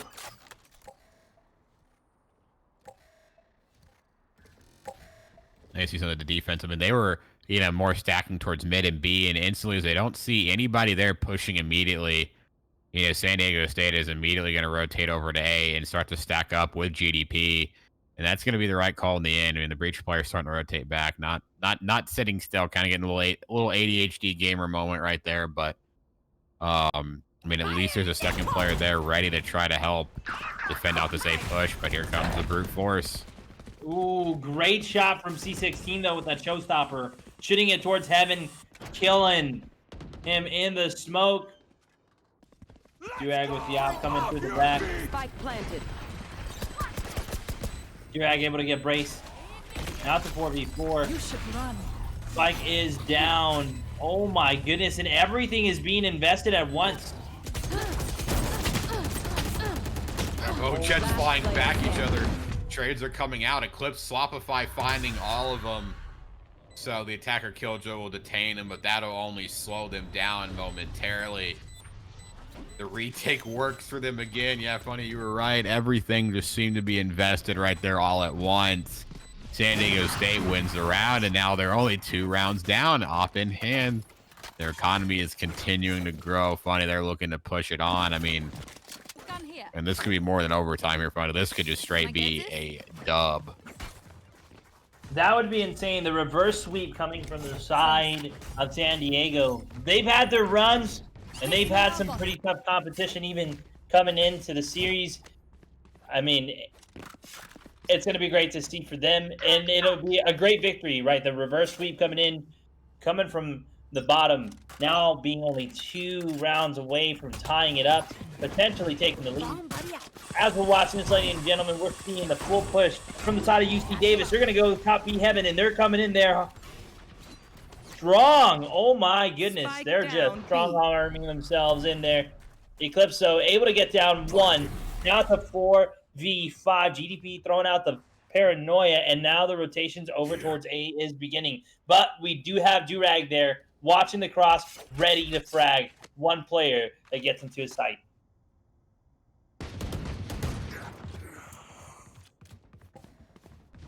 Bracing will find one to equal it back. There comes the assault over to A. Only one player there, but Durag basically barrel stuffs NPC flying into him. Gonna have to back off. Now a 4v3. They'll be able to get the bomb planted down, but man advantage is not in their favor. Various is gonna be tagged down a little bit low HP. They're gonna invest all the utilities. Smurf able to find one, but here comes a retake with a manpower. Jin just finds Smurfsicles. Slopify gonna try to flash out, but Various gets him before he does it. Eclipse traded out. 2v1 situation. Braced only with the sheriff in hand. Another excellent retake by San Diego. Puts this game 10-9. Only 1 round away from tying it up. The comeback is on. The comeback is looking realer by the second. I wonder if they can take it. I wonder if they don't just tie it 10-10, but push it towards 13-10. That would be a story of the night, and that Placing swarm grenade. this could be the game of tonight. I mean, we had some heavy hitters, but this is definitely the back and forth gameplay everybody's been looking for. Two teams absolutely put in the hard work, the sweat, the tears to try to make something happen for their schools. And right now it's 10-9. It is 10-9. Comeback is real, ladies and gentlemen. Comeback is real. Yeah, now UC Davis looking to try to make a brute force play to A again. Two players there ready to counteract that A push. GDP gets various, but NPC and Smurfsicles make a breakthrough.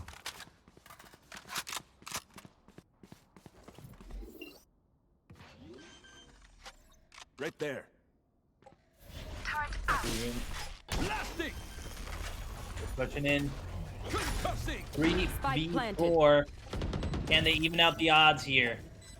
San Diego's going to need everything at their disposal to just take care of A. Shadows traveling.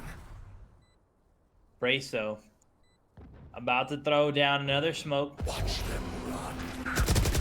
Oh, actually teleporting. I gets one, tags another. Durag gets C16. Now it's a 2v1, all up to Durag.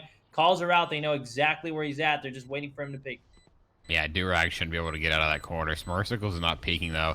So Durag gets around and is able to snap a headshot on him, makes this defuse crazy. But nope, Smurfsicles winds him up. He's too low health. And so it was a massive comeback spree for the side of San Diego. Gets one round shut down right there. And puts now UC Davis 2 rounds away from the dub. That'd be crazy. 2 games in a row where a team starts to make a comeback and they just get stopped. I mean, this has been a consistent comeback and definitely a closer comeback than what we saw from last game. Or, I mean, I should say the first game of the day. Most definitely. Sentry. Most definitely. They're putting themselves back down to 2 rounds, but they've just shown that they're able to come back and take that from them. So we'll see if San Diego still got the fight in them to even push it as high as they need to. Moving slowly. Various, though, getting the push over towards B. Both defensive players are lined up ready for intervention to see if Eclipse and the breach player do try to fly into that, because when they've either got to back up or make a play happen. Looks like they're not going to go for it in the end. They're going to back away out of the B site. So UC Davis should be ready to take this over. I mean, actually, the ultimate goes out, and Shopify decides to stay on, and they don't take over the bomb site. Durag, though, able to find an opening off. Eclipse, though, staying strong, finds 2 on the NPC and Smurf. Shopify comes around. It is the Shopify and Eclipse show on the B bomb site. Eclipse takes down Braced. Great hold. I mean, fail. You know, honestly, that's honestly a fail of a Killjoy ultimate in the end. I mean, they don't get a kill off it. They get 1 player detained. They don't really get bomb site control. Eclipse and Shopify hold down the bomb site very well, and you know they did lose that round in the comeback mode, but now they won another round back, and they're within 1 again. Yeah. Now they're just within 1. So I don't know, Pierce. It could go. I could see it going into an overtime, or it's going to either be 12-13 or 13-11. Overtime is very real at this point, though, just how close both teams are. But it's just going to be dependent on who just gets the first bloods and is able to chain those kills after getting those. That's, I think, has been San Diego's biggest crutch. Oh my goodness, that jump peek. Headshot with the Blade Storm. My goodness. Now UC Davis has the man advantage. They need to continue bringing this on. The pressure needs to continue. Yeah, now they're going to smoke out mid instantly. NPCs try to lurk, see if anybody's going to cross, but I mean, the players are rotating out of B and starting to rotate to A. Let's see if NPC, I mean, they can scan information, but I don't know if it's going to matter. I mean, the bomb's already going to try to go towards A, but they're going to meet. They're going to meet the majority of the enemy team right there waiting for them. Defensive Killjoy ultimate at the ready to try to slow things down. But no, actually, that Killjoy's all over at B. So there's actually no ultimate to really slow them down there. Because the breach is down. NPC is going to shoot. Does find Durag. Can he find GDP? Oh my god, NPC is going big this round. At the 2v4 situation. This is going to take everything. Eclipse is going to pop the ult. Last Jin's player going to standing. get domed in the back. Thrifty. And Oh NPC, my. 4K on the round, just dives in there. Thrifty round Match for point. them. 12-10 match point. It looked like the comeback was on. I mean, only 2 rounds away, still is on, but finally UC Davis has put the rounds on the board to get it to match point. Yes, they did. Yes, they did. This is pretty intense. If San Diego now wants to Let's even go. win this series, they literally have to win 4 in a row, or at least win 2, send it to overtime, and then win by 2. That's the goal. They want to finish it off quick. 4 in a row has to come out of them. 4 rounds nonstop without dropping a beat. Otherwise, gotta get it into overtime, and then attempt to win it by 2.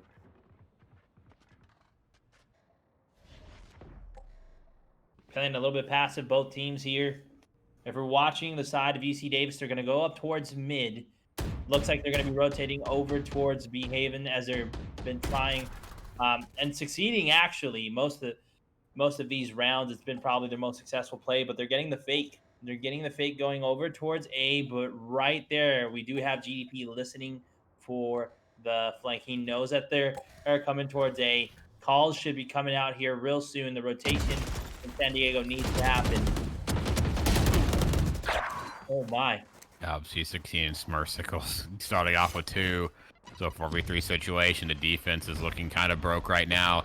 Heaven's already being controlled somewhat by C16. He's going to get stuck in the corner. So they're going to be able to kind of get him out of there. No, C16 actually kills Durag. That is actually a clutch kill in the end. It's a 2v3. They need to play this together. They lose this round, it is game over. Will Jin check the corner? Does, but gets killed in the end. Leaving, who is it? I think Eclipse in a 1-on-2. Turret will goes down. They know where he's coming from. Varys is going to flash out. Do another do a tremor again. Try to take an opposite angle. Turn out. This is all on Eclipse. This is going to be a big 1v2. He's able to pull it off. Not able to. Smurfsicles lines him up. That's going to be GG's in the chat. 13-10 for UC Davis. They don't get comebacked on. They do and not. They win it again. Yeah. Man, that's two potential, too close potential comebacks there, but just fall short in the end. It's just too far gone. These teams go down too far, and they're just not able to close it out in the end. These teams, that are up, they're able to regain, not let the comeback happen, and keep their calm, keep their cool, and win it in the end. So, congratulations to UC Davis. They take down a very, very strong-looking San Diego team. Yeah, they took down on a pretty tough opponent, and that's what they needed. Now they are 2-2, right, for the series because they were coming in. No, they were 1-3, so now they're 2-3. No. UC Davis, yeah, they won week 1. They lost week 2. They won. No, they're 3-1 now. They are 3-1. Yeah, UC Davis is 3-1, so they're pretty good. That's gonna put, I think, actually, San Diego State at so 2-2. Yeah, that'll put them at 2-2, and UC Davis 3-1. That is that's impressive there. But Or 2-2. I'm sorry, I think I read UC Davis wrong. They lost the first 2 weeks, so 2-2. I think both teams 2-2 roughly. So that's good to hear. I mean, they played their hearts out today. That was great. I mean, looking at the leaderboard, we got 4 of UC Davis is up in the top 5. Eclipse though coming up there, and it was great. They played some amazing Valorant today. A lot of minor things, but if they could have only just carried the momentum that they had in those rounds and got closer, just even breaking it at least once for them, I think could have changed the game completely. Even we could have seen an overtime, but they weren't able to do that. They kept getting close. It was like one round away from tying up the game, 1 round away consistently. But if they would have just been able to break that 1 round, who knows where we would be right now and what the scoreboard would be like. Yeah, they just couldn't push it in the end. Same for Purdue at the beginning, but I mean, excellent try by them. I mean, at least they have the, capability of making that comeback and not just getting, wiped out. I mean, that's something that we saw a lot last season, is that once teams just got 9-3'd up, 10-2 to 11-1'd up or something like that, they just went on to 8-4. I mean, they just went on to lose a game, but at least now we're seeing teams, be able to make those adjustments, at least, put some pressure on the map, make the comeback happen, and at least make it a closer game again. So a lot more stronger teams this season, a lot closer games. Funny, I know we were like, is this, last season, the blowout season, right? Is this gonna be a fast one today? Is this gonna be another fast one again? But no, we just get a lot of close matches. I mean, even last series, it was pretty dominant by Hawaii, but it was still 13-6. So not too many of the 13-2s or 3s that we saw last season. Not very many, but this, it was a great match for tonight. Great match. But before we go, guys, because this was the last match, an amazing match that you guys got to see, an amazing match that we had the privilege to cast. Don't forget, we are having a giveaway, guys. A giveaway. If you guys want to win yourself a really nice gaming laptop, make sure you type exclamation giveaway in the chat. Follow all the commands in there, and then you'll be able to legitimately get a ton of entries to have a shot at this MSI laptop. That giveaway, again, is brought to you by MSI as well, Pierce. I mean, I think you got some fresh apparel and even headsets on yourself. I mean, you might explain where you got those from? Yeah, I mean, first thing, a little bit different apparel week. These glasses, brought to you guys and us by Clear Eye View. Great company that offers, great looking glasses, but also they have the blue light filters in them, so for us gamers that stare at screens multiple hours a day, I mean, both me and Alon work in, retail. So, I mean, we, and with gaming, me with computers. So, I mean, we still see screens all day long. So definitely these are going to help us, keep our eyes from being strained and keep our eyes healthy and, just in good shape. And then the headsets right here that allow us to hear great when we play and great when we commentate. HyperX, amazing company, headsets, RAM, keyboards, mice, you name it, they got it. You can check them out and all the more information about them down below. Also, guys, make sure to check out Aim Labs. I know we've seen a couple of Papega aims already, and a couple like cream of the crop shots as well. All that is because these players practice right on Aim Labs before they even get on to Valorant most of the time. Also, check out Radiance GT for your stats and Ritual Motion. Great compression gloves, and if you guys want to learn how to be a whole gamer, they're your boys to be in.